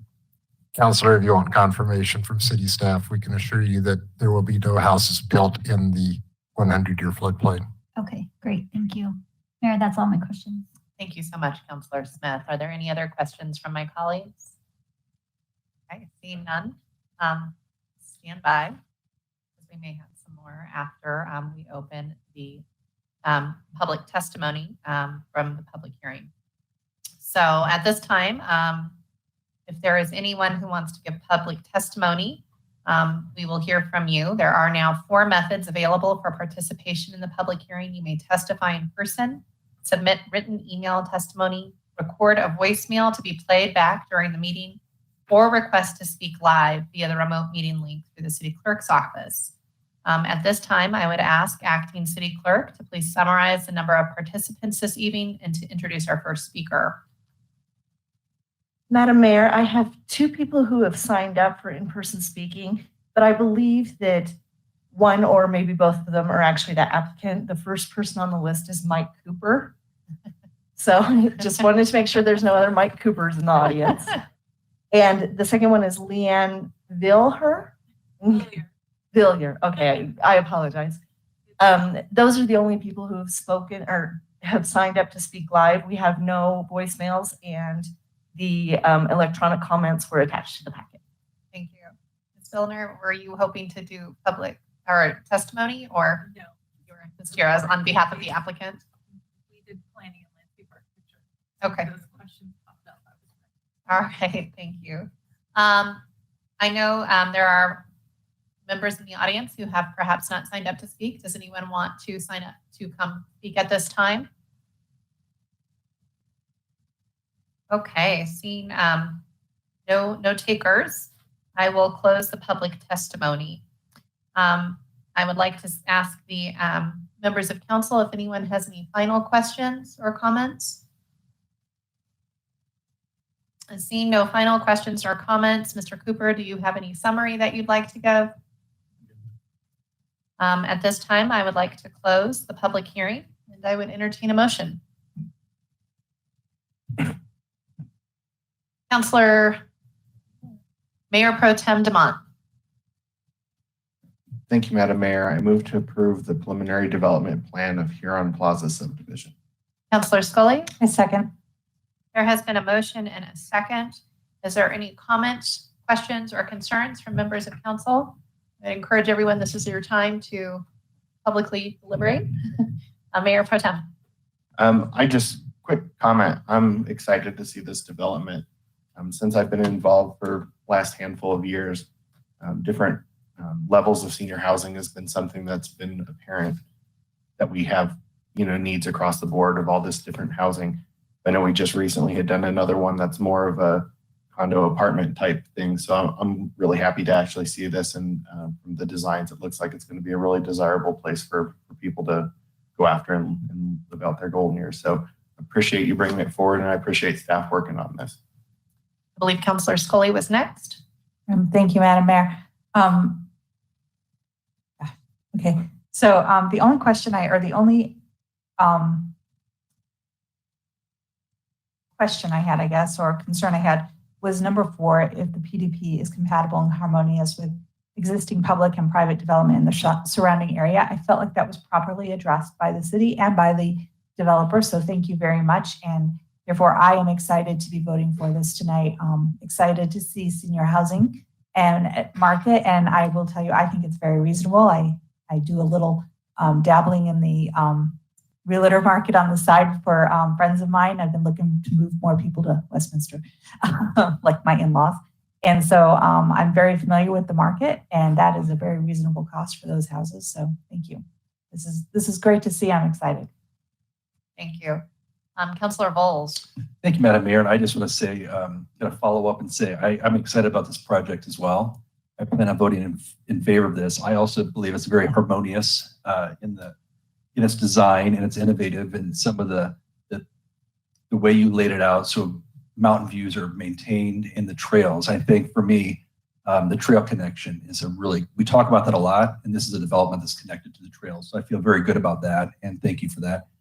And we do need a good mix of housing in our community, and I think this is an area where we are short. So I ranch style homes where living is all on one level is sometimes hard to come by in parts of our city. So I'm excited to vote for this tonight. Thank you. Councilor Smith. Thank you. I will be in favor of this, approving this tonight, because we do need a variety of housing, specifically with senior housing, but I really liked that it's targeted to seniors, but it's not specific to, and that families can move into this area as well. So I like the diversity in that regard, and all of my questions, I feel like I had the most to ask up here, but most all of them were answered. So I look forward to approving this tonight. Councilor Seymour. Thank you, Madam Mayor. I'm going to support this. I'm very excited about the way that they maintain the view corridor. It's a fabulous part of our town. Great connections to the Big Dry Creek Trail, as you all know, that I frequent quite a bit. And then also want to correct my colleagues. I prefer mature living. All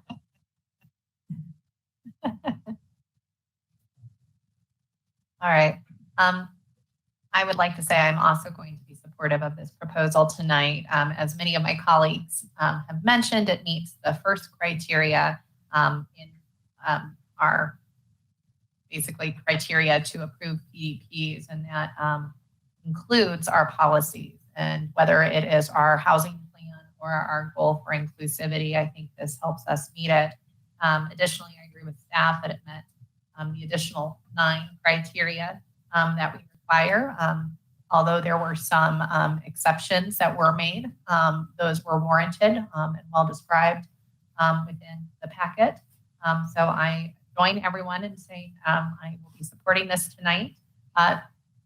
Love the landscape architecture, but do wish there was a little less turf and a little more xeric. But I'm very happy with the way it would look. So proceed. So and quite frankly, I think this also is something for our development community, as our disabled community as well. Having had a father who is in a wheelchair, having meaningful living is something that is difficult to find. And so this is a great addition to our housing stock. With that, are there any other comments or questions? Seeing none, we will take a roll call vote. Mayor Seitz. Yes. Councilor Seymour. Yes. Councilor Scully. Yes. Councilor Smith. Yes. Councilor Bowles. Yes. Mayor Pro Tem DeMott. Yes. And the motion passes unanimously.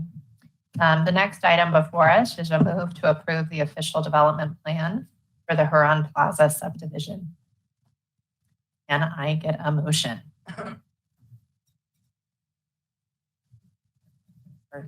Councilor Scully. Thank you, Madam Mayor. I move to approve the official development plan for the Huron Plaza subdivision. Mayor Pro Tem. Second. There has been a motion. Are there any comments, questions, or concerns? Seeing none, this is a roll call vote. Counselor Seymour. Yes. Counselor Scully. Yes. Counselor Smith. Yes. Counselor Bowles. Yes. Mayor Pro Tem Demott. Yes. Mayor Sites. Yes.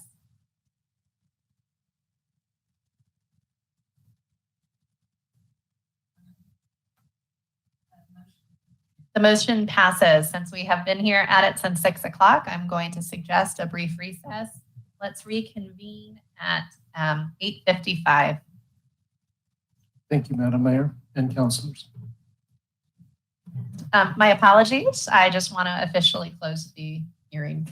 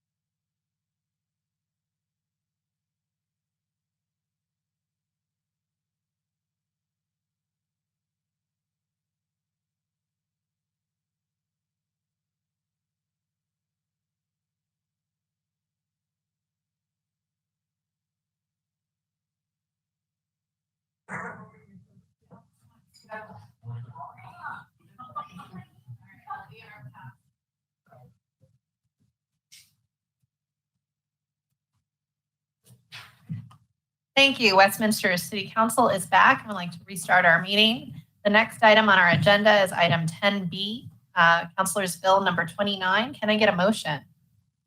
Councilor Scully. Thank you, Madam Mayor. I move to pass Councilor's Bill number 29 on first reading to approve the proposed amendment to the subsection B of section 11-11-4 of the Westminster Municipal Code concerning sign code exemptions to allow more flexibility for temporary signs on private property.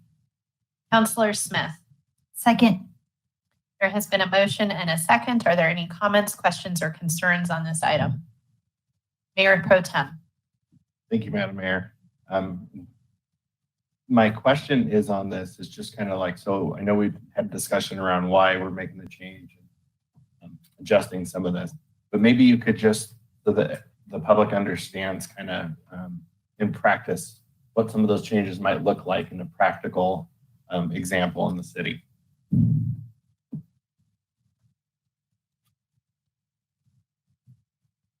Good evening again, councilors, and thank you, Mayor Pro Tem DeMont. Yes, I will jump in there.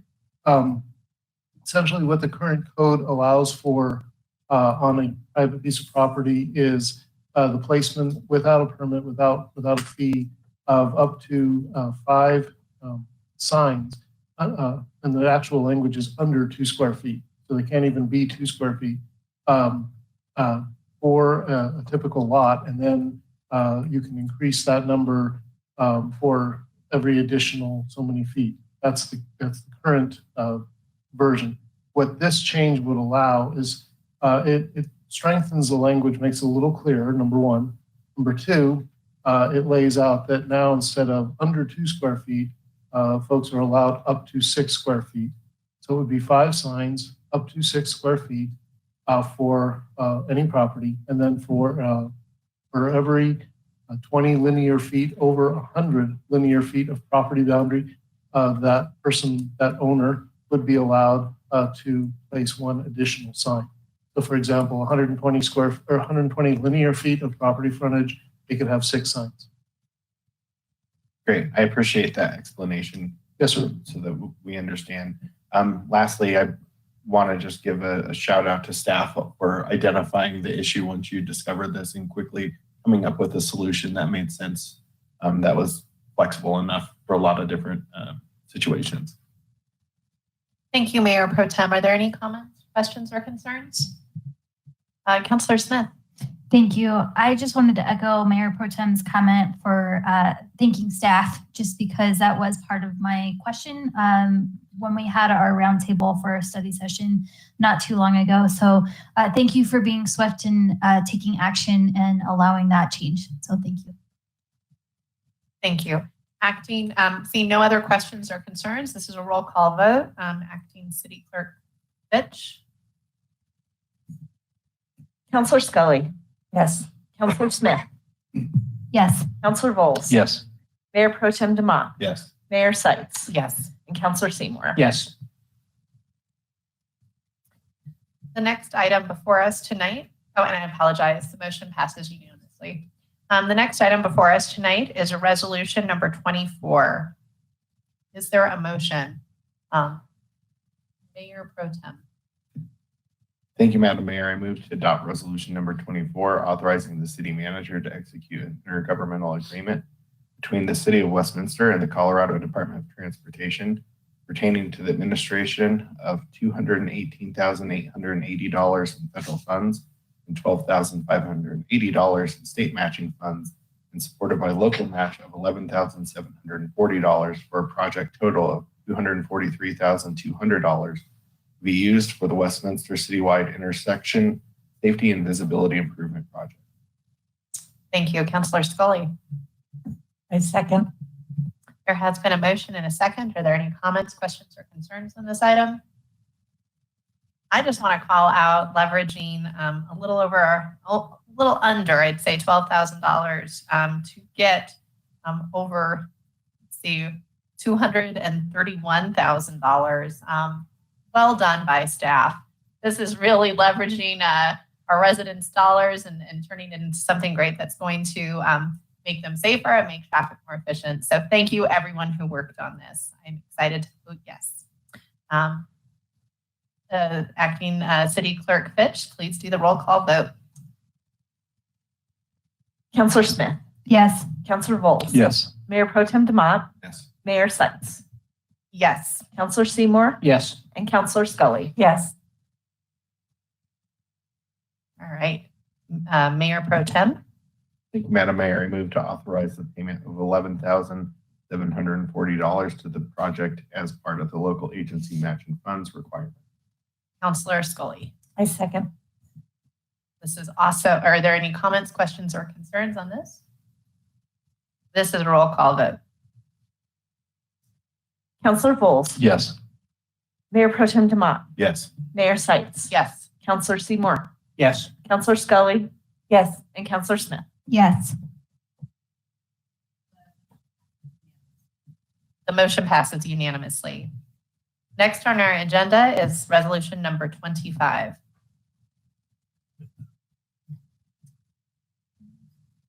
Councilor Smith.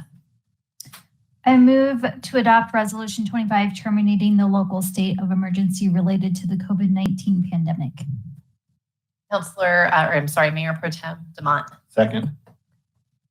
Are there any comments? We have a motion and a second. Are there any comments, questions, or concerns? Councilor Scully. Thank you, Madam Mayor. So I have concerns. We have a variant that seems to be rampant, and I'm worried that taking this off at this time might put us in a position of not being responsive to our community. So I don't know that I can support this tonight in light of our current situation. Okay. Councilor Seymour. Thank you, Madam Mayor. I'd definitely like to discuss as far as removing the emergency ordinance. I think it's the perfect time. We're past an emergency stage. This was acted upon, and we've dealt with this since the last week of March, I believe, in 2020. If we look at the facts and the numbers of what we're dealing with here locally, we continue to be substantially below the numbers that the counties have been tracking. Mr. Cushbaum has been reporting those on the past, and we're looking at the tracking numbers that was agreed upon for local counties was a rolling 14-day average of hospitalizations, and it below the level of 2. We are currently in Adams County at 0.759 and in Jefferson County 0.72. We continue to hear about the Delta variant, and if we want to look at one of the cases that's been keyed upon nationwide in Mesa County, where the Delta variant was termed rampant, in Mesa County, they have had stable or declining hospitalizations for the last 12 days.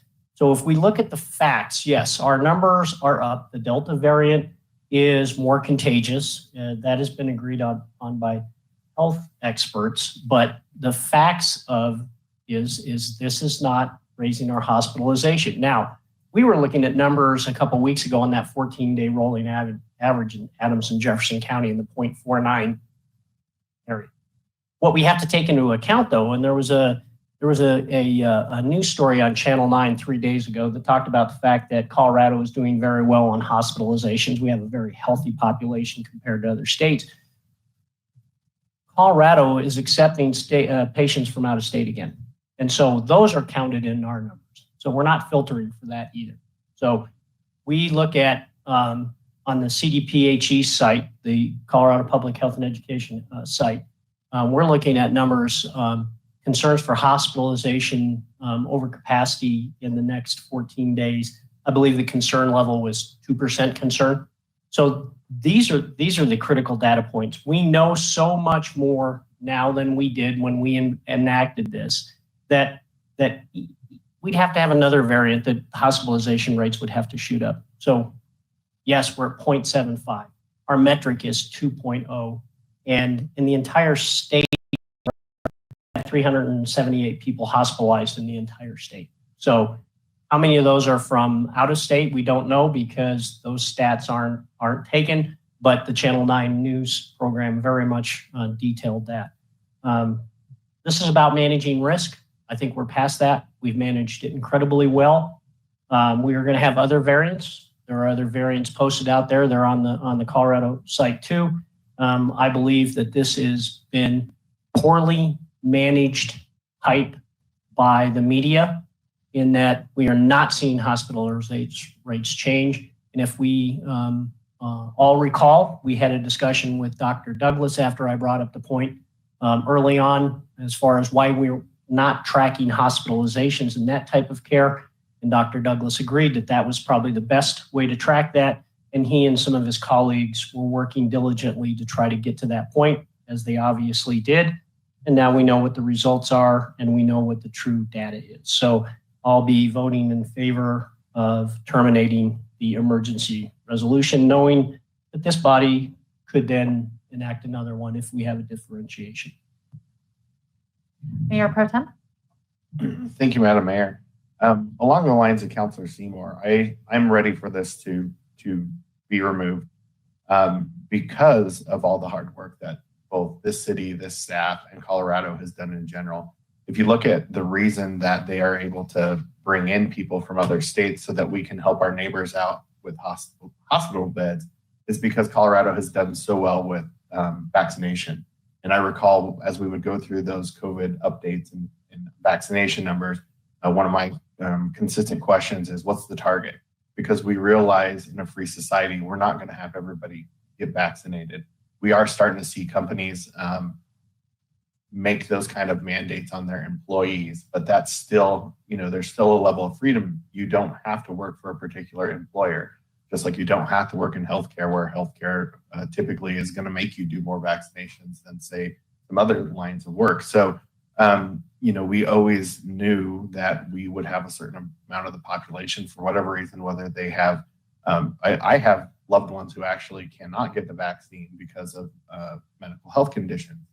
And they are at risk, but because of their risk, they can't get vaccinated. And that's why it's important for those who can, really take that choice seriously. But with that being said, we crossed that 70% some time ago. And so although we should continue to strive to do better and continue to strive to be careful, I think that through things such as in our consent agenda tonight, we finalized our ability to do remote meetings. That all came about because of our emergency ordinance and how we've learned as a city, as our staff and the council, to be able to deal with these kind of situations. So I agree, now seems like a good time to remove this. And if something changes, we obviously always have the ability to go the other direction.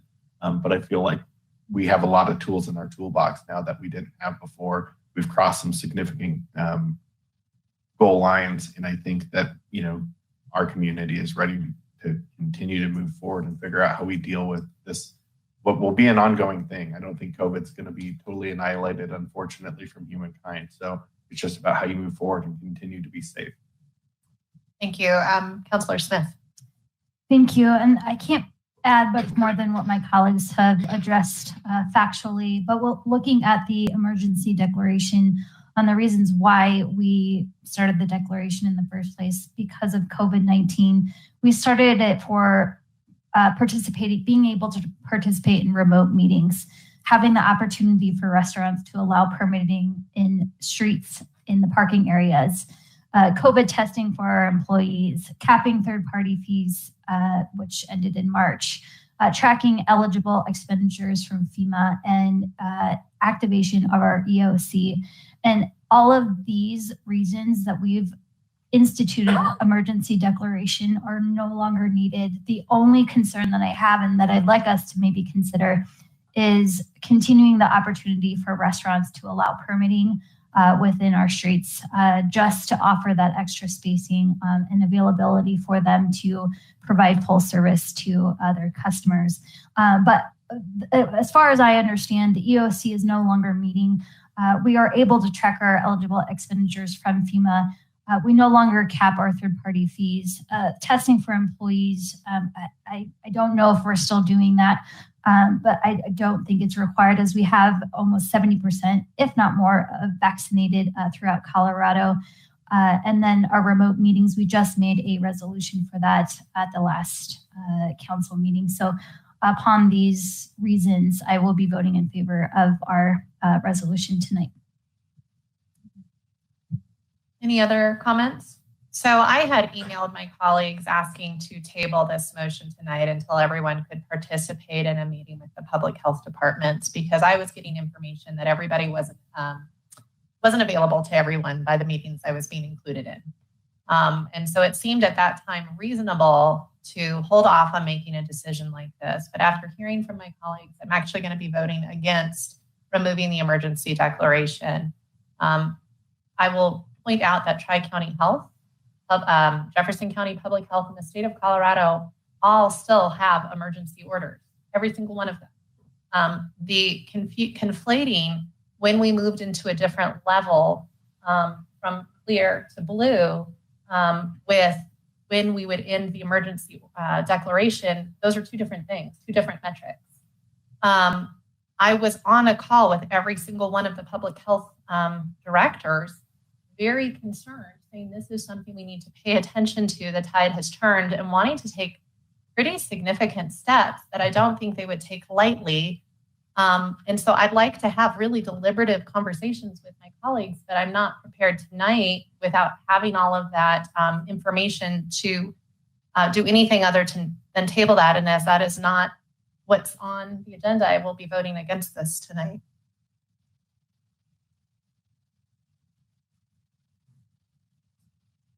If there are no other, I'm sorry, Mayor Pro Tem. Thank you, Madam Mayor. I have a question for City Manager Tripp, and I don't know if you want to answer this or pass it to staff. So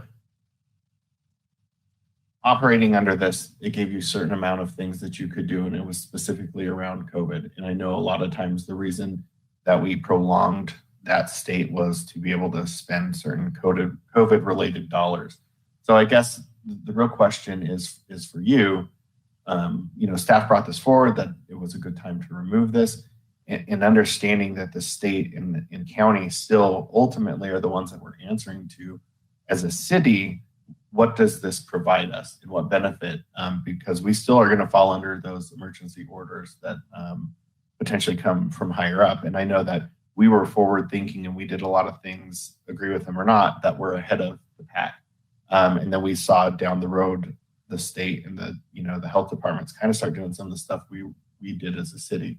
So with all those things being said, removing this, what does this take away from you, or does it operationally make a big difference? I'm going to ask for the city attorney's help with the emergency order itself and what some of the high-level impacts are. I would just say this, though, Mayor Pro Tem. Surprisingly, in the last 2 weeks, the city staff has been contacted multiple times by the health director from Jefferson County, and who has a very aggressive position on what ought to be done in terms of change. And it's been all the way, including the possibility of vaccination required. That's not headed in that direction. What is now being discussed is how do we prompt people to be vaccinated in public sector jobs, which could require testing. I want to tell you though, just to remind everybody, these are the city manager's employees. This is not going to be an action of the city council. It could be an action of the health board to compel me to do that. So I've been taking some time and attention to try to understand this. And I had a conversation with that county health director last week, and I asked her we've been driven by data in making these decisions all the way along, and I want to see data that backs this up. She has sent us the data. I just today sent it to Max Kirschbaum. By the way, our EOC is meeting. I'm sorry, no, I know how that could have been confusing because we have an operational EOC that operates that Max does aside from our EOC LTR.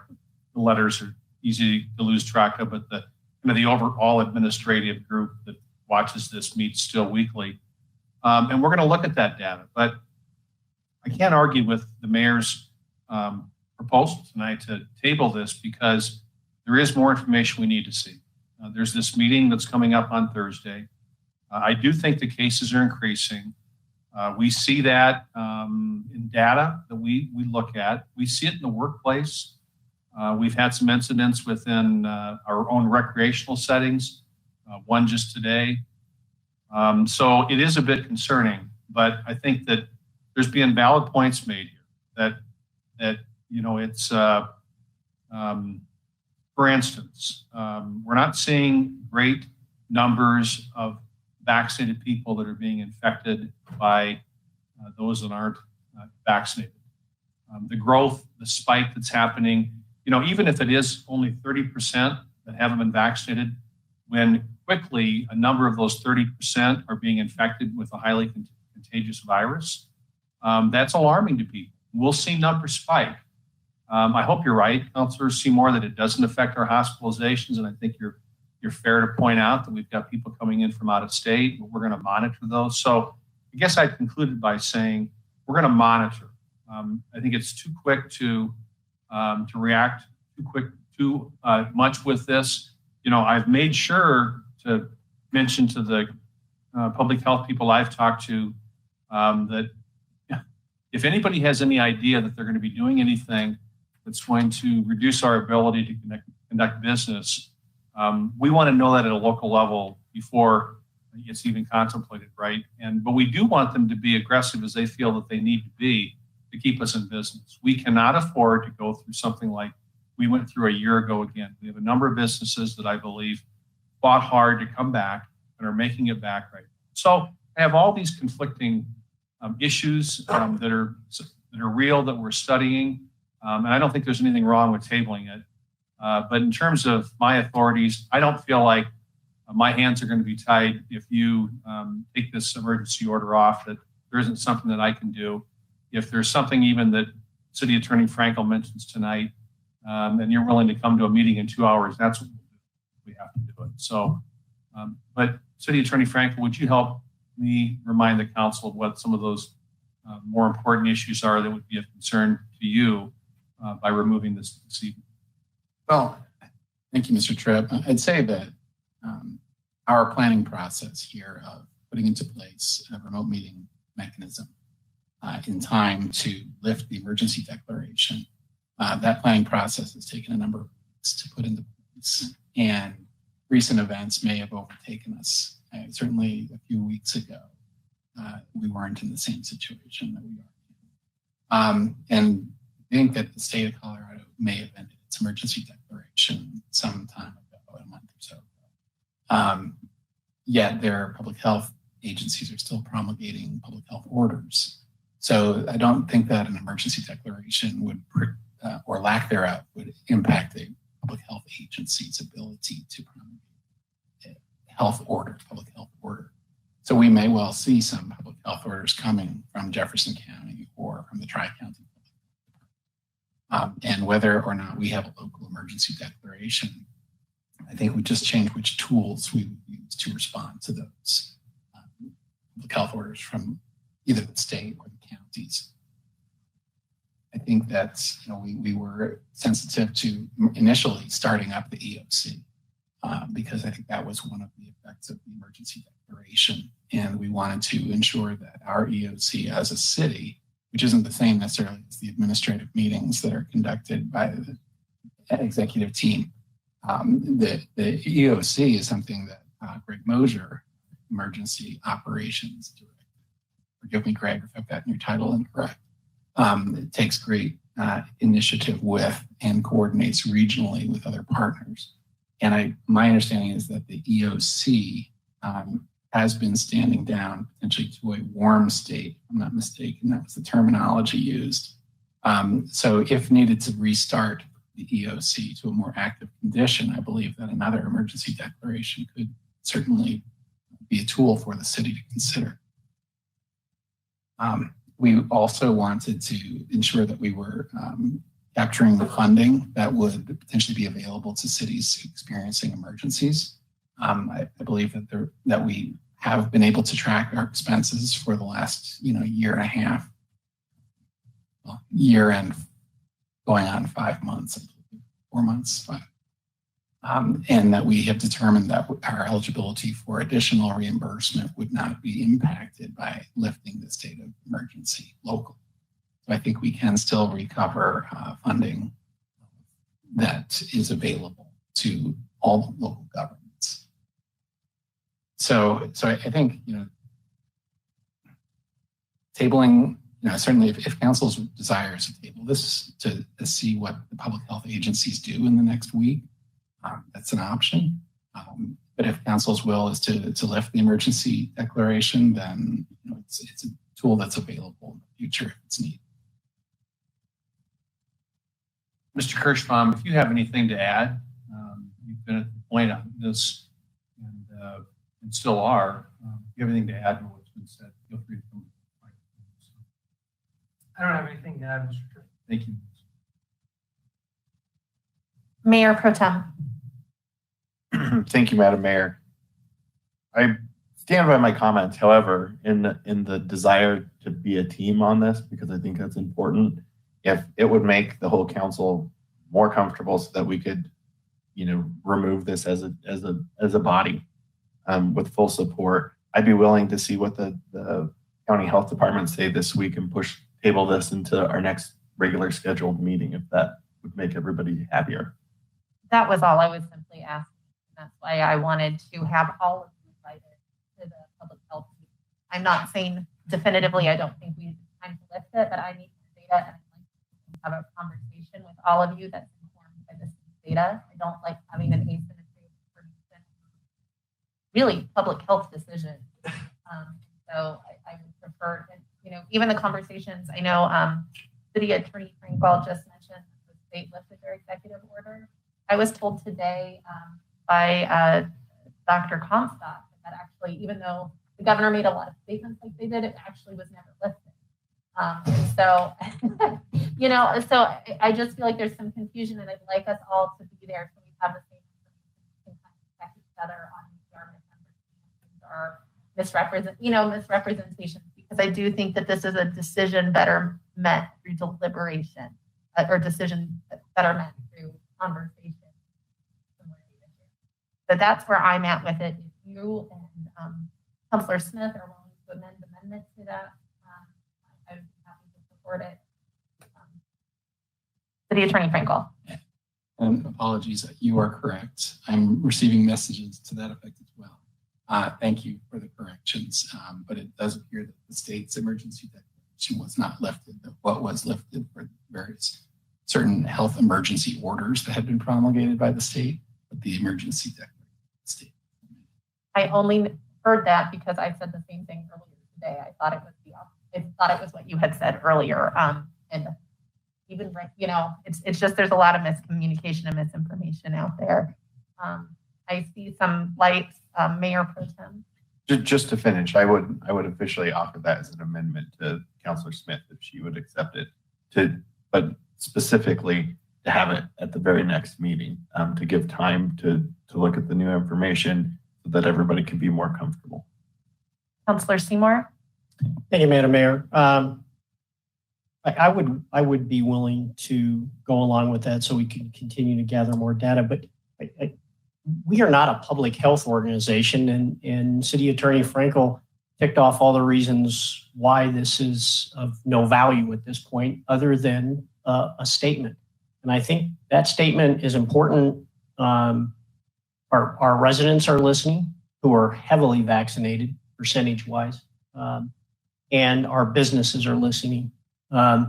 Those businesses who need and continue to need every glimmer of hope that's possible. If we were a public health entity, we should be having that discussion differently.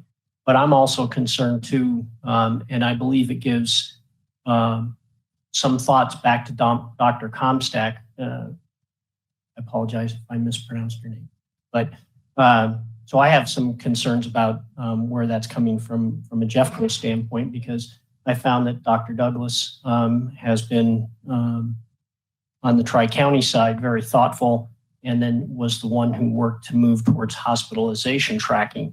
And so I would be willing to listen to more data. I think I develop a great deal of data on my own right off the numbers. And in my mind, that doesn't change where we're at. We have a highly contagious variant, and then we're going to get another one and another one and another one. And this emergency order of what we do here as a city does not change anything by having it or making it go away tonight, other than it gives a statement to our businesses and our residents. But I would entertain and would support that until our next regular meeting. Councillor Volk. Thank you, Madam Mayor. So I came into the meeting tonight thinking I would be against this resolution. And then hearing this discussion we're having, I think is very valuable. And I thank my colleagues for a very thoughtful conversation on this subject. What Councillor Seymour mentioned, probably I'm leaning more towards voting yes, actually now. But I think the mayor has asked for to table this a couple more weeks. I think that's fair, and I would support that 100%. So I'm there. I'm probably somebody though who is ready to vote yes on this resolution. But I think the mayor's requested, based on meetings recently and information she's heard recently, I haven't had access to, and maybe I could have been there. But I would like to hear a little more information. I'm kind of leaning towards yes on the resolution, but I think 2 more weeks at our next scheduled meeting, I think would be fair. I would be willing to do that. So I would pledge that to my colleagues that I'm probably leaning for removing the emergency order, but I think 2 more weeks, some additional information wouldn't hurt. So I would support that. And I appreciate my colleagues being flexible. I think this is the kind of issue that I would like to see us as close as we can be unified and a unanimous decision. This is really important. So I'd like to heed the mayor's request and maybe add a couple more weeks. Thank you. And I just want a point of clarification, because I think I might have misheard. I thought the way we were able to convene the EOC, not the leadership EOC, but the EOC that is headed by Greg Mosier, was through the emergency declaration. So in order to nimbly recreate that if we needed to, we would have to, at a future date, have an emergency declaration. So yes, under the code, let me turn on the camera. One of the effects under the municipal code is through an emergency declaration, the Emergency Operations Center is activated. And so that would be, lifting the emergency order, I think would have a direct impact on the EOC. If the EOC were needed, I think, it should be something you take into consideration. My understanding right now, and Mr. Kirschbaum might be able to add to this, is that the EOC is currently on a warm status instead of active. As to the significance of the terminology and whether they would have direct operational impact by the ending of the emergency declaration, to potentially Mr. Mosier, and if Mr. Kirschbaum were available to respond. Mr. Kirschbaum, would you like to respond, or?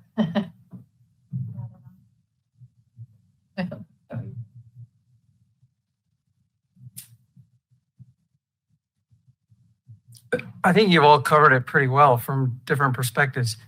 The only thing I would add specifically to what my role was with our EOC is I have full confidence that Mr. Tripp would just initiate another emergency order if necessary and tell me to get to work and then ask you to ratify it. But honestly, I think you have a choice. You've covered the ends of the spectrum very well. Where I stand, I trust his judgment to activate an emergency order that would convene the EOC, and then you would either ratify that or not. I think I would just like, if my colleagues agree, I'd like to have 2 more weeks before we evaluate it again. And perhaps, hearing the data will be different. The meeting I was a part of was very unique today in that it did have both Dr. Douglas and Dr. Comstock. And I will tell you, they were in concert. Dr. Comstock was not in a different place than Dr. Douglas. So I think we should all probably start attending the meetings on both agencies. Seeing that it looks like we've exhausted discussion, I do have a question for Councillor Smith. Do you support the friendly amendment? In order to make a final decision, I need more answers. Mr. Frankel, if this ends in a 3-3, does the motion die? It would, the motion would fail 3-3, which would have the effect of continuing the emergency declaration. Okay. And at that point, if we hear the information on Thursday and we're able to make another decision if it does fail, could we bring it back, effectively bring it back the next council meeting? Yes, council can bring it back. Okay. So it's not necessarily an end all be all if we are not in consensus tonight. I believe you have options, absolutely. Would you need a majority to bring it back? To place an item onto the agenda under the council rules, I believe you get something on the agenda without the vote. Councillor or Mayor Pro Tem Demont? Oh, I wasn't done. Oh, sorry. What? Go ahead. So in order to make a friendly amendment, I'm not in favor of making the amendment. I stand by my conviction on what I said earlier. I do appreciate the dialogue that we've had as a council. I think that in any regard, what's been mentioned is that we can be nimble and that we can either bring it back or meet to ratify a decision of bringing back an EOC and or emergency declaration order that would establish an EOC. So at this time, given the information that was presented, I can't make that motion to amend. Very well. We will do a roll call vote on, Mayor Pro Tem. Thank you, Madam Mayor. Mr. Frankel, just because I'm recalling back when we first put the emergency order into effect, you and I had a pretty substantial conversation about how that all worked. I was very curious, functionally how that worked. My understanding specifically to this emergency order is that any 2 council members could call for a meeting under that emergency status to be able to lift that. Obviously, it would take a majority of council, but I thought there was actually a provision in the emergency order that allowed 2 or more council members to call for a meeting within a certain period of time.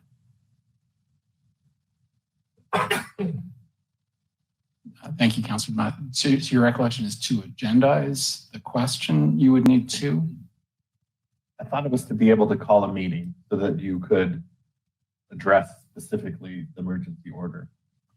So we have a provision under our code, and I'll look to Mr. Munch, who helped draft the emergency declaration and the code amendment that went with it that allowed for the remote meetings under a state of emergency. I believe that in the code, we do have a separate provision for emergency meetings. Okay, maybe that's. And I believe the emergency meeting process is something that is in our code. It is separate from what we're talking about with remote participation. But if you could give us a moment to pull that up, I think we can respond. Yeah, we just shut down my computer. Let me see if I can look that up. Might take more than a minute.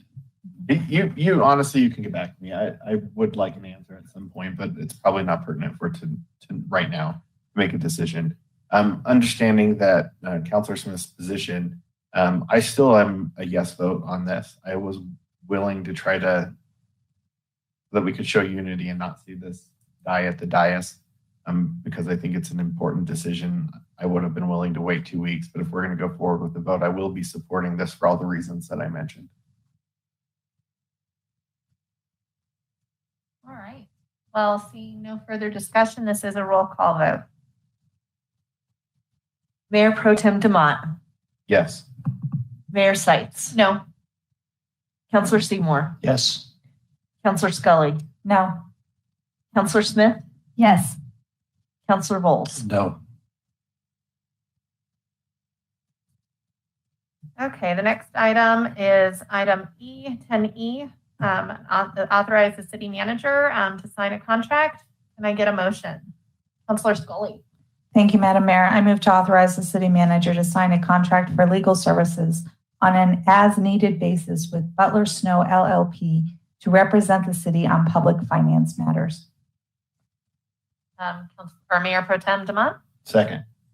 There has been a motion and a second. Are there any comments, questions, or concerns? Mayor Pro Tem? Okay, seeing none, this is a roll call vote. Mayor Seitz, Yes. Councilor Seymour, Yes. Councilor Scully, Yes. Councilor Smith, Yes. Councilor Bowles. Yes. Mayor Pro Tem Demott. Yes.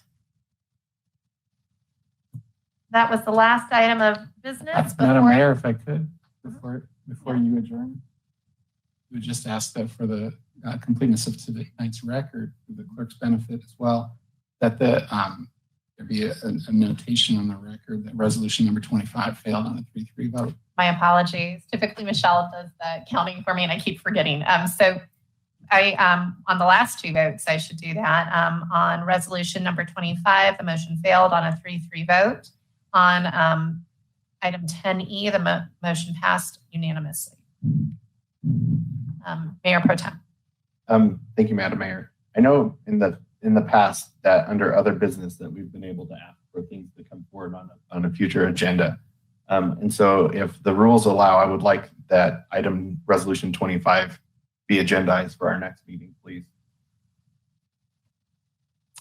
All right. If I may, if that's the consensus on city council, I think yes, that should be absolutely done. Would you be willing to test your colleagues just for consensus on that? Absolutely. Colleagues, there's been a request from Mayor Pro Tem Demott to bring the item of terminating the local state of emergency related to COVID-19 pandemic back for a future vote. I'm going to poll each of you to see if you're willing to have that on the next agenda, starting with Councilor Bowles. Yes. Councilor Seymour? Yes. Myself as well. Councilor Smith? Yes. Councilor Scully, sorry. It's all right, ma'am. It's been a long day. Getting away. Yes. All right. So we will have that on the next agenda. Again, nobody was against this. They just wanted to actually use data to make a decision, and we're inviting conversation with their colleagues. The next item is going to be a post-meeting briefing. Madam Mayor, before we move on, I believe I may be able to answer Mayor Pro Tem's question. I apologize for the delay. Please some go of that was forward. just my calling the computer back up. I believe what you're referring to, sir, is the amendment we made to section 1-3213 of the code, which deals with calling emergency meetings. What it allows, if it's what I think you're talking about, it allows either the mayor or any two city council meetings to call an emergency meeting without notice. So I don't know if that is helpful to. Or It is. That jogs my memory because it was about like if we needed to ratify something that was an emergency, and I think that was the discussion we have. So that actually does jog my memory so that I remember how that works. So I appreciate you digging that up for me. Yes, sir. Elsewhere in the code, there's a provision that allows city council to terminate the state of emergency at any time, but it does say city council as a body. And if I could, thank you, Mr. Munch, for jogging my memory as well with regard to the emergency meeting provision, because I think that that is intended to allow for rapid response, despite the open meetings law mandate on the 24-hour posted notice. And if council were to ratify something on an emergency basis during an emergency meeting, it would need to be ratified at the next regularly scheduled and agendized meeting for the open meetings law. So it did give you a tool. It gives town council a tool to respond quickly as needed. Thank you. If there are no further comments on our previous discussion, I am going to go ahead and close tonight's meeting at 9:41. We will have a post-meeting briefing. One, it will be on the direction of the November 2021 ballot initiative, seeking direction from council. And there's also an executive session. I'm going to just see if my colleagues would like to have a brief break before we go into. Okay. I'm going to ask for a 5-minute break before we go into our post-meeting brief.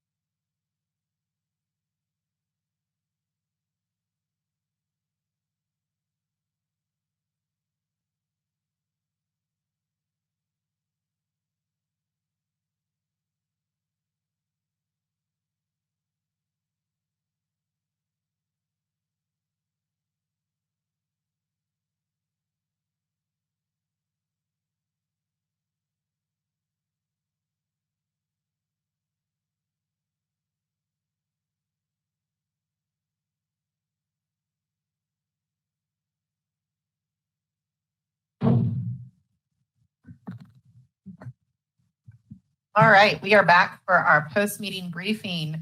I believe Mr. Lindsay, our Assistant City Manager, is going to lead the conversation. Oh, I'm sorry. My apologies, Mr. No, Tripp. He that's was already at the podium. We bounce back and forth, so I do want to kick it off. Because I want to say, first off, there's been a ton of staff work on this. I want to thank Chris and his staff and the council for the hours of discussion you've had on this matter coming up to the election this year. For months, we've been talking about potential ballot initiatives. I'm really, really proud of where you've gotten to with 8 opportunities here. There's a high degree of variability, I think, in where we believe, you've been talking really uniformly on some. And so I've actually asked Chris to maybe handle these in an order where we think there's a little more uniform agreement with some of them, and where we're just not certain, because we haven't really talked A versus B sort of situation. So Chris, if you wouldn't mind, and again, thank you and thank your staff for all the work that's been done to queue this up and provide options and good details to what those options look like. So if you would please. Thank you, Mr. Tripp. And I should also share the love. I've had a lot of work from the city attorney's office and Mr. Munch, who's still here, and the city clerk's office as well, as we work through this list for you all. So in light of Mr. Tripp's comments about an order in which to go through these, we've talked about all of these a bit, but I'll start right at the top with the wards item. That's one that there was a specific resolution that City Council passed directing staff to return that. And I'm just going to look around and look for direction if you would like us to bring back formal language to put this on the ballot.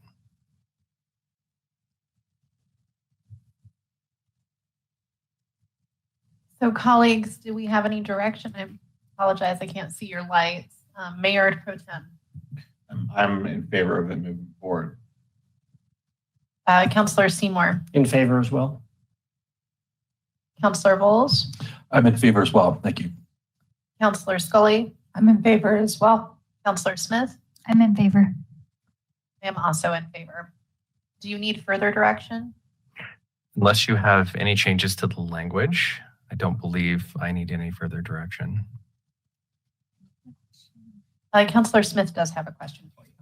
Thank you. I know in our presentation for this question in particular, it took more of a background for people to understand what that system would look like.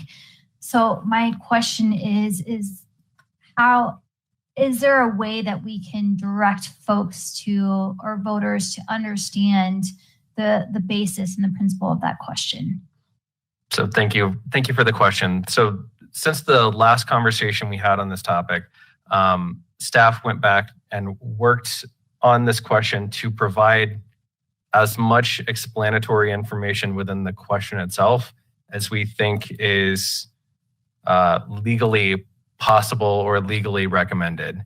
So I think we've tried to add in here geographic wards rather than at large, to squeeze as much of that information, much of the feedback we heard, honestly, from Lori Weigel into this question. I think above and beyond the explanation that's in the question, I'm going to lean on Mr. Frankel to explain what your options are with the Fair Campaign Practices Act. Thanks, Mr. Lindsay. So as council will recall, the original resolution had a question attached to it, and it was not as detailed as the one that's before you tonight. So what's in tonight's agenda packet, 5 of 27, for the post-meeting side of the agenda, has been a little more developed than the original resolution. And that development, I think, was informed by this concept of putting context and some background with the question to help people understand what it's asking of them. So if I could walk you through it, I mean, generally, the way the question reads now clarifies. First, I'll read it into the record for those who might not be listening remotely, but it's, shall the Westminster City Council establish a commission to explore potential future charter amendments, providing for the election of some or all city councilors from geographic wards within the city rather than at large. That's the question as proposed for your consideration tonight. We wanted to make it very clear that it would be a commission created and that they would evaluate potential, not certain. We wanted to, I think, give them the ability to have options to consider and not prejudge what they might recommend. And so that's why it is worded in potential future charter amendments, and to go on to say providing for the election of some or all city councilors.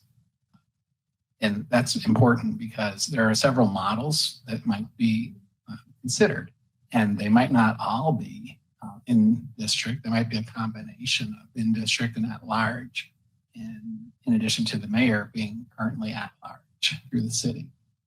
So we wanted to recognize the possibilities that could come out of the commission. So that's why right now it's drafted in this manner. And to further clarify what a ward is, we added the geographic ward within the city rather than at large to give the comparison versus the two options really of how you're selecting the representatives. Are you electing folks at large, or are they from geographic wards within the city? So that's the staff effort at providing the background and the context to the question. But I think we're definitely open to feedback. And to Mr. Lindsay's reference to the Fair Campaign Practices Act, we are, as a local government, unable to spend public funds for or against ballot measures. Council can certainly pass a resolution taking a position on a ballot measure, but as far as expending public funds to advocate for or against, that's where the Fair Campaign Practices Act comes in, and we are constrained. They would describe it as a constraint. Drafting a resolution, which is normally something we do all the time, that's fair game. But going out and spending above and beyond to promote or challenge a ballot initiative is something that we really can't do with public funds.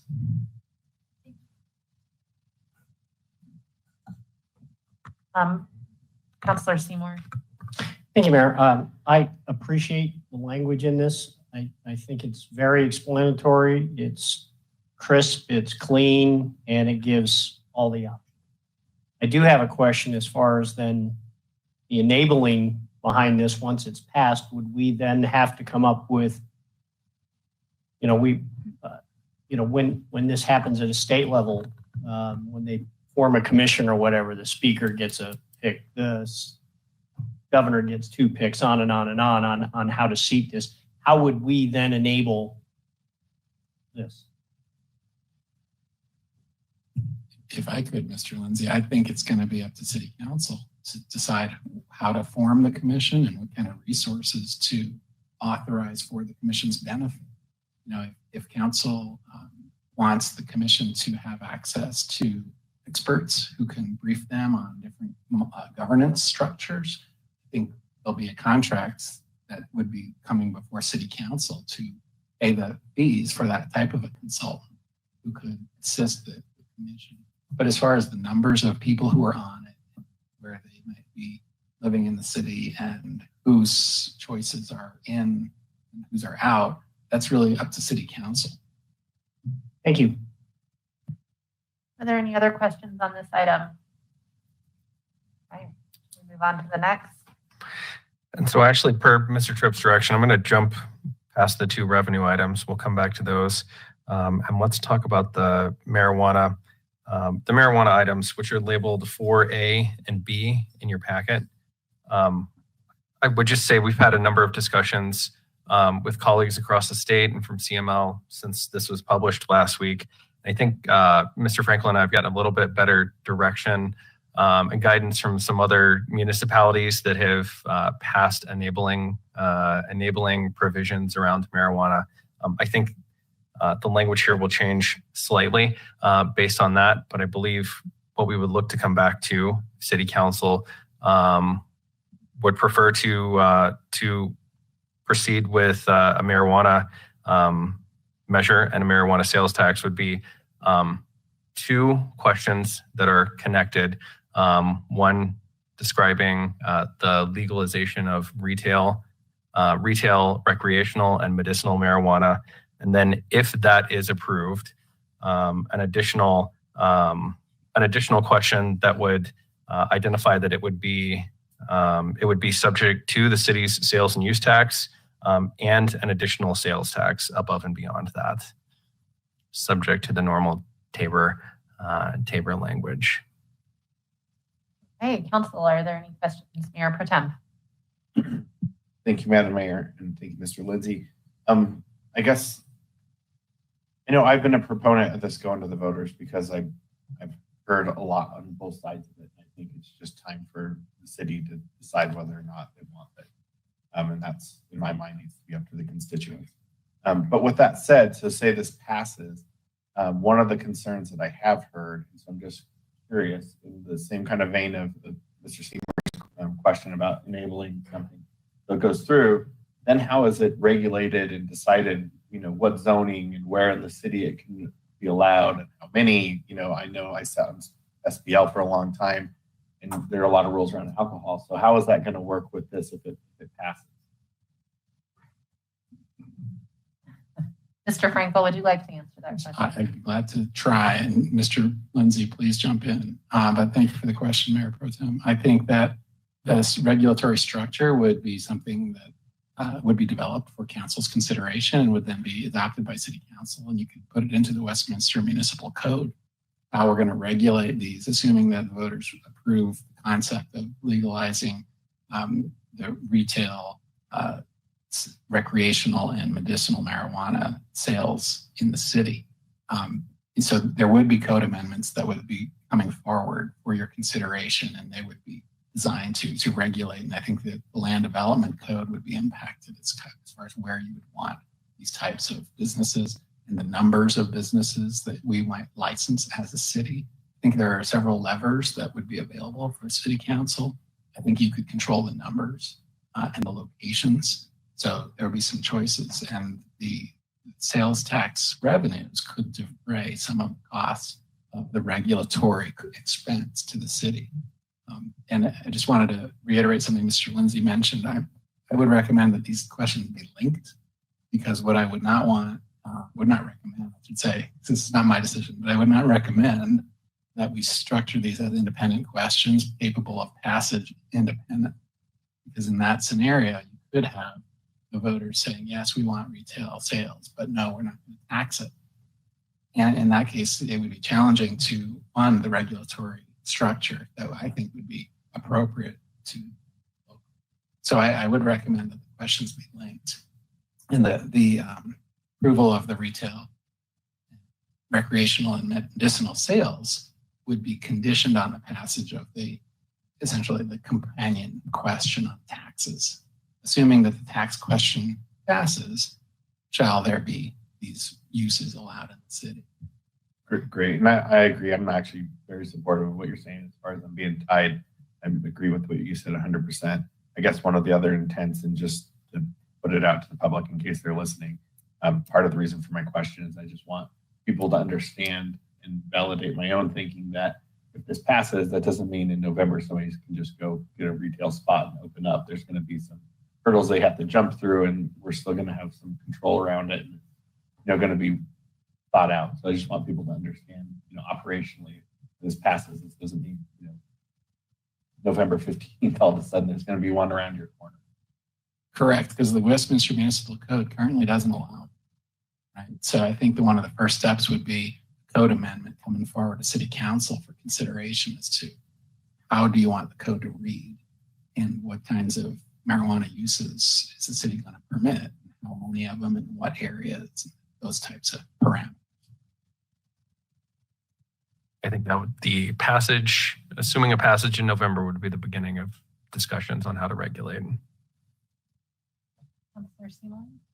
Thank you, Mayor. I just wanted to be on the record that I'm not in favor of putting this on the ballot, so I just want to throw my vote out on that. I do appreciate Mayor Pro Tem's thoughts if it does get there. Councilor Thank you. Along with Councilor Seymour, my vote will be a no on this. I think this lends to our broader conversation that we've had on how many that we're adding to the ballot. And so I don't want to overwhelm our, because there's going to be a lot on our ballot this year. So I don't want to overwhelm, but I do think it's important for our voters to have that decision. I just don't think now is the right time. And then my other question is the definition of retail. I know that there was thoughts around medical marijuana. Does that fall into the retail category of this instance?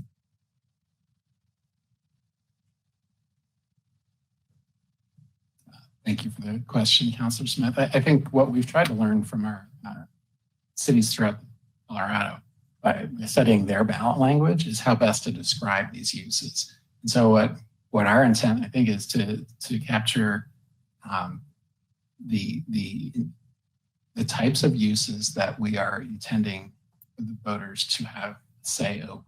Right now in Westminster, there are no medicinal dispensaries, nor are there recreational shops. So if it is council's decision to put a question forward, I think the feedback we would look for is what types of businesses would you want to be described on the ballot. And it does get a little complicated because there are more categories out there, but I don't know that we're recommending that council necessarily consider every conceivable iteration of these types of uses. That would be a lot to start out with. I think that it may be, if council wants to go forward, the staff recommendation might be to do it to control and not necessarily to say, shall everything, every conceivable thing allowed, because that might be challenging to administer. So then would that be defined in a resolution or charter amendment? How would that work as far as what we would allow? So let's say that they say that the voters say, yes, we'd like this. We've defined it in a retail format, but then how would we then execute it as council as far as saying, okay, you said retail, but is that to the intent of a recreational or medical that they thought that they were voting on? So I think there would be some value in describing in the question the types of uses that we are proposing for the voters to consider. And if both medical dispensaries and shops are the question, we'll do our best to craft language that makes it very clear that those are the two types of uses that are at issue. And this, when you, I guess, sit from a distance on this, these are largely advisory, right? So we're testing the electorate and getting feedback. That's the feedback that then the council can consider amending the code. So it's really going to be up to the city council to implement. Sure.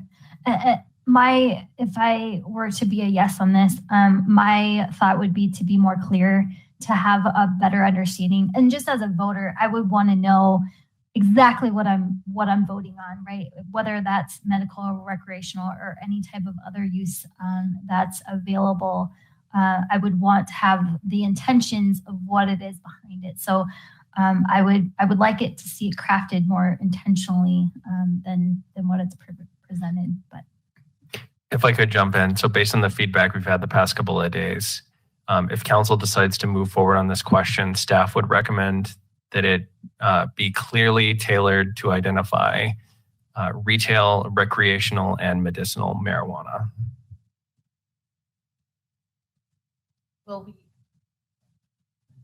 Will we get a copy of that language before what that ballot language would look like? Or would it just be? We will come back to you to vote to place that on the ballot. Thank you, Madam Mayor. I just want to get back to one of the reasons why I thought this was important to go on the ballot. It's the fact that it is advisory and you're putting the fingerprint of the residents of the city in the decision. Because I know when this first came up, when in 2020, when we were going through the budget cycle as an option for potential revenue, it's within our discretion as a council to be able to just do that. And so I uncomfortable with council just doing it, either this council or a future council. So my intent is really actually to do what was said, to test the electorate and see if this is really something that the residents in the city want. And I just wanted to make that reminder as a point of clarification why I even thought it was worth this being on the ballot if it ends up there. And if I could, Mayor Pro Tem DeMont, the mechanism, and to Councilor Smith's question as well, I mean, the mechanism that I think the mayor asked to, would you get to see the language? And yeah, so this wouldn't get onto a ballot until by resolution on one of your meeting agendas. This gets discussed publicly. And if that language that's in the resolution is acceptable, the council chooses to approve the resolution, only then does it go to the county clerks for the creation of the ballot in November. So yeah, the next step is preparing a resolution for council's consideration. And that's with regard to this or this or other types of questions that are going to be discussed tonight. So you'll have a chance to review those in a meeting. Are there any other questions? I do have a question. I lived in Denver when marijuana, and I genuinely can't remember if it was recreational or medicinal, was first legalized. And there wasn't a lot of regulation behind it. And so I lived near an elementary school, and there was like right next door, a shop opened up, and they had like a poster board, like a board sign in the sidewalks. These little kids would have to walk around the sign, getting to school. And I remember I've used that as an example of how not fully baked policy, and that was not it fun. How not fully thought out.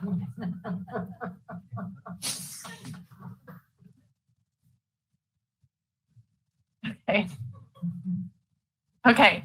How not fully thought out policy can have unintended consequences. And so I've always been reluctant to not go forward without understanding the details. What I guess I want assurance is if we have a question, even if it's more specific to retail, recreation, medicinal, it doesn't become effective. Like there's no caveat where they could open a shop without us coming up with land use regulations or zoning regulations or allowed uses in a way that takes into consideration the impacts on the surrounding community and the other surrounding uses. So I want further clarification on that there's not. Thank you for the question, Madam Mayor. I would say we're going to be careful to draft this in such a way that will not happen in terms of claiming an entitlement to instant, opening up without regulations being in effect. So for comparison purposes, we're not going to put forward a question that says, shall the Westminster Municipal Code be instantly amended to provide for marijuana as an allowable use in all districts? We're not going to put that question forward. We're going to craft it more as you're seeing before you in this document, which is, shall the purchase and sale of marijuana be authorized in the city of Westminster? We will craft it to reflect the types of uses that council is interested in putting forward to the voters for consideration. And I think that's a very good clarification. Again, this would be an advisory. The first part of this would be an advisory question that would then require amending the Westminster Municipal Code. I believe other communities, including Adams County, limit the number of licenses that can be granted. Is there a benefit in this language to say like in a limited capacity or something to clarify that this isn't, and it, I think the term you used was an entitlement, a new entitlement, but that it would be a limited capacity. And I'm hearing that people can't hear me because I'm looking around. Do you see what I'm saying? And perhaps I'm just hedging a little bit too much. Maybe that's not something we want to have, but I don't know if that's, there's a couple of considerations. So does it help or hurt the likelihood of passage of this? And then additionally, does it place additional restrictions on future councils who see the response from the citizens to that question? I'm not sure I have the best answer to your question.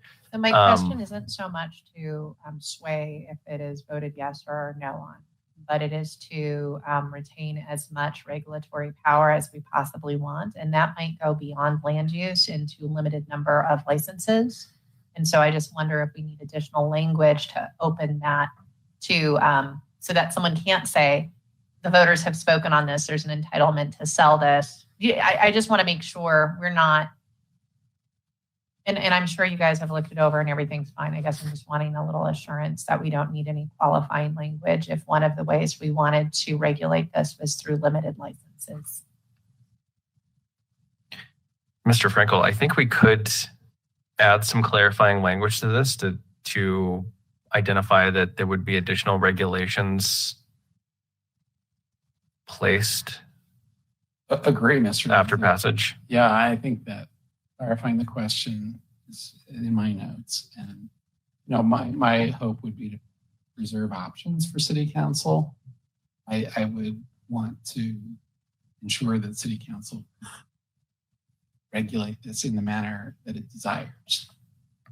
So when I draft a question, that's one of my considerations, not to necessarily tie your hands in the fall or in January, whenever the regulations are considered.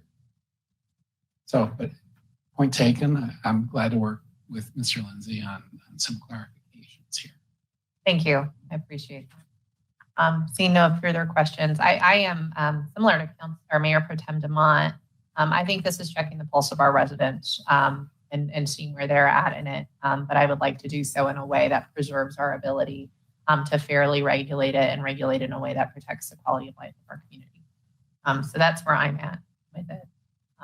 Would you like me to poll my colleagues for direction? Yes, ma'am. Okay. This time I'm going to start with Councilor Scully. I support, ma'am. Councilor Smith. I don't support. Okay. Mayor Pro Tem DeMont. I don't know what's wrong. Yeah, I'm supportive.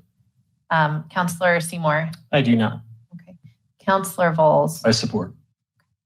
So you got direction from 4 out of the 6 council members that to support it. Yes, ma'am. Thank you. All right. So next up are items 5A, B, and C. The staff has brought back, based on previous discussions on July 19. So we've brought back 3 charter cleanups and alterations. So the first one, A, being alterations to the election section of the city charter. B, updating language around background checks. And C, clarifying the language and replacing the masculine pronouns with gender neutral pronouns throughout the city charter. Colleagues, do you have any questions or comments on this one? Councilor Seymour. Thank you, Madam Mayor. I have a little bit of concern is in the staff notes on here as far as the number that we put on the ballot. And I believe while we do need to do all these cleanups, I think we need to stick to the high profile ones with a greater propensity of passing. So I would not be in favor of having this at this time. Councilor Scully. Thank you, Madam Mayor. I am in favor of all 3 of these, and I especially appreciate the one on cleaning up the gender neutral language. So I think these are good, and I think the residents deserve to have a chance to vote on these. So thank you. Councilor Smith. Thank you. I will be in support of this, as this was items that I have mentioned in the past that needs to be cleaned up. So I will be supporting this tonight. Madam Mayor, if I could make one clarifying statement. So just to make sure we're completely clear, item 5, if you choose to move forward with these, would be 3 separate questions that are placed on the ballot. It will be 3 separate. Yes, ma'am. Yes. Okay. I'm going to go ahead and poll council. I'm going to start with Councilor Voles. Yes, I support. Councilor Seymour. No, just because of the bulk that we're going to have on the. Mayor Pro Tem, I'm supportive. Councillor Smith, I support. Councillor Scully. I support. This mayor supports as well. I do recognize what Councillor Seymour is saying, and I do think it's something to consider. Do we give ballot fatigue? But that said, we have some things that are really out of compliance with state and federal law, and it seems appropriate. They've been issues. It seems appropriate time to clean them up. All right, go ahead. All right, thank you. Thank you for that. So I'm going to come back to items number 2 and number 3 right now. Those are the items marked as revenue items. So number 2 would be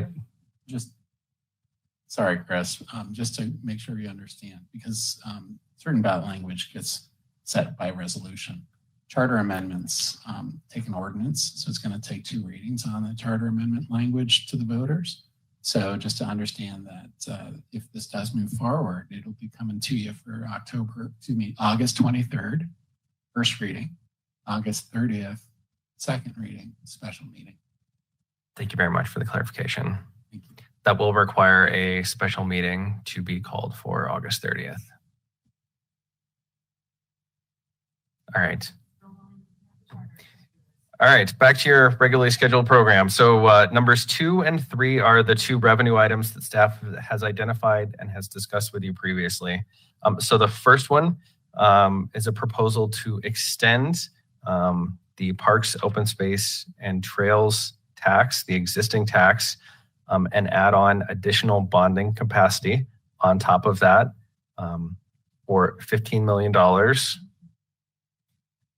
Item number 3 would be an increase of the existing public safety tax, increasing that in the amount of 0.15%, and also adding bonding capacity to accomplish some of the more expensive projects that we have.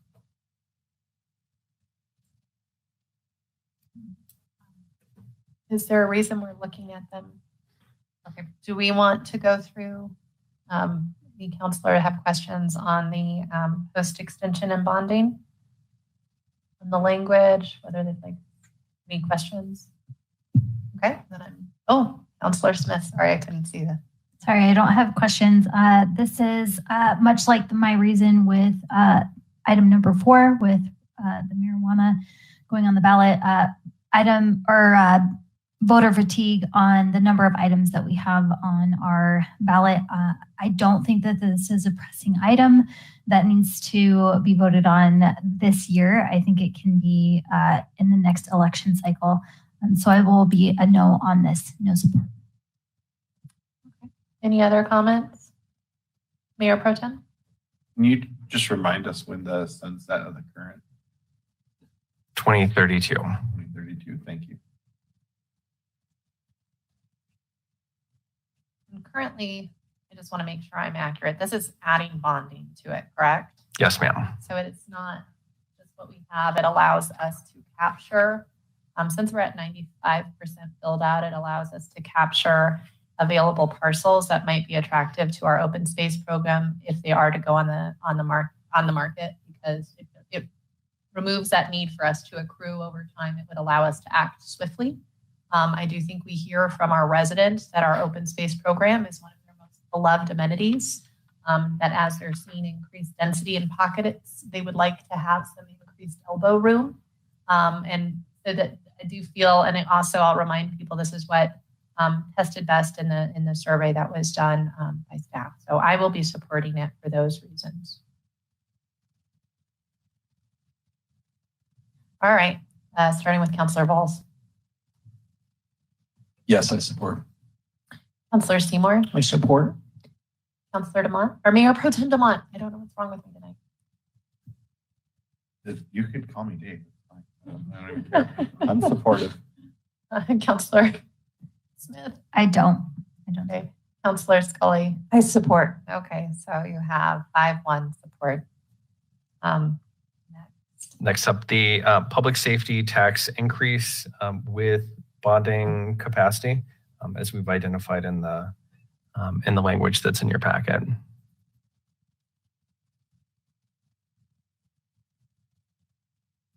Okay. I know there was questions earlier on this one. Councilor Seymour. Thank you, Mayor. My only concern, and I brought this up in the initial part of this, is it talks a great deal about fire and first responders, and I believe we do a disservice to our police department by not naming them specifically. But I am in favor. Okay. Mayor Pro Tem DeMont. I just want to give support to Councilor Seymour's statement. Agree with that, and I know it came up before, so I am supportive, but I'd like to see some more emphasis on that. Any other questions? Comments? I'm sorry, Councilor Smith. Thank you. I'd just like to support my colleagues in that statement. And I think it does not hurt to call out our police department as well. That's fine. In my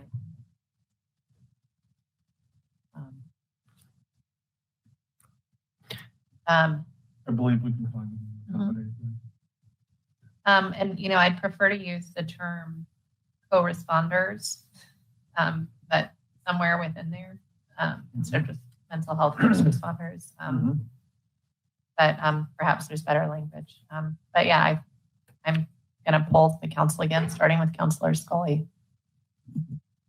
I support, ma'am. Councilor Smith. I support. Mayor Pro Tem. That's supportive. Councilor Seymour. I support. Councilor Vol. I support as well. Okay, wonderful. So we have direction 6, and I support as well. Thank you very much. So when we bring this back for formal action, we will make sure it's clear that this includes the police department. All right. Is there any additional direction that you need to see from us? That's everything I needed this evening. Thank you very much. Thank you very much. Time spent on this issue.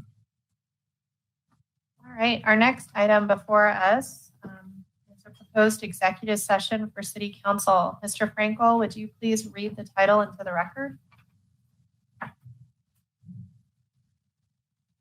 Thank you, Madam Mayor.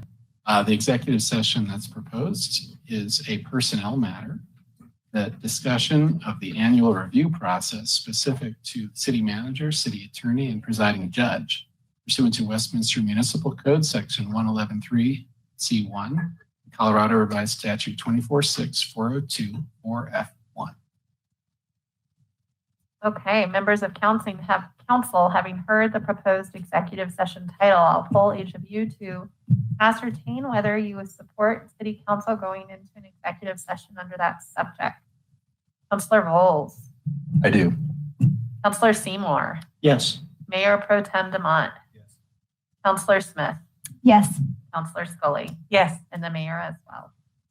Thank you. The time right now is 10:31. I think before we break for this, we might as well go ahead and right. Let's do that in the public record. Can I get a motion to extend? Mayor Pro Tem? Before I make the motion, how much time do you need, Mr. Tripp?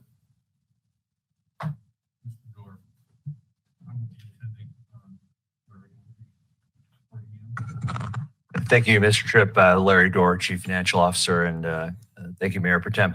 This is a session for the benefit of the City Council. So depending upon your inquiry questions and direction to your consultant, who you've retained, could be as much as 30 to 45 minutes, or of course, she will be available with staff's assistance for as long as necessary. But I think you'll probably want to hear from her for a solid 30 to 45 minutes would be my guess. With that being said, thank you. I would move to extend for an hour. Is there a second? Seeing Councilor Smith? Second. Okay. There's been a motion and a second. All those in favor, please say aye. Aye. Aye. All opposed, please say nay. Okay, we have extended our time. We will reconvene in executive session.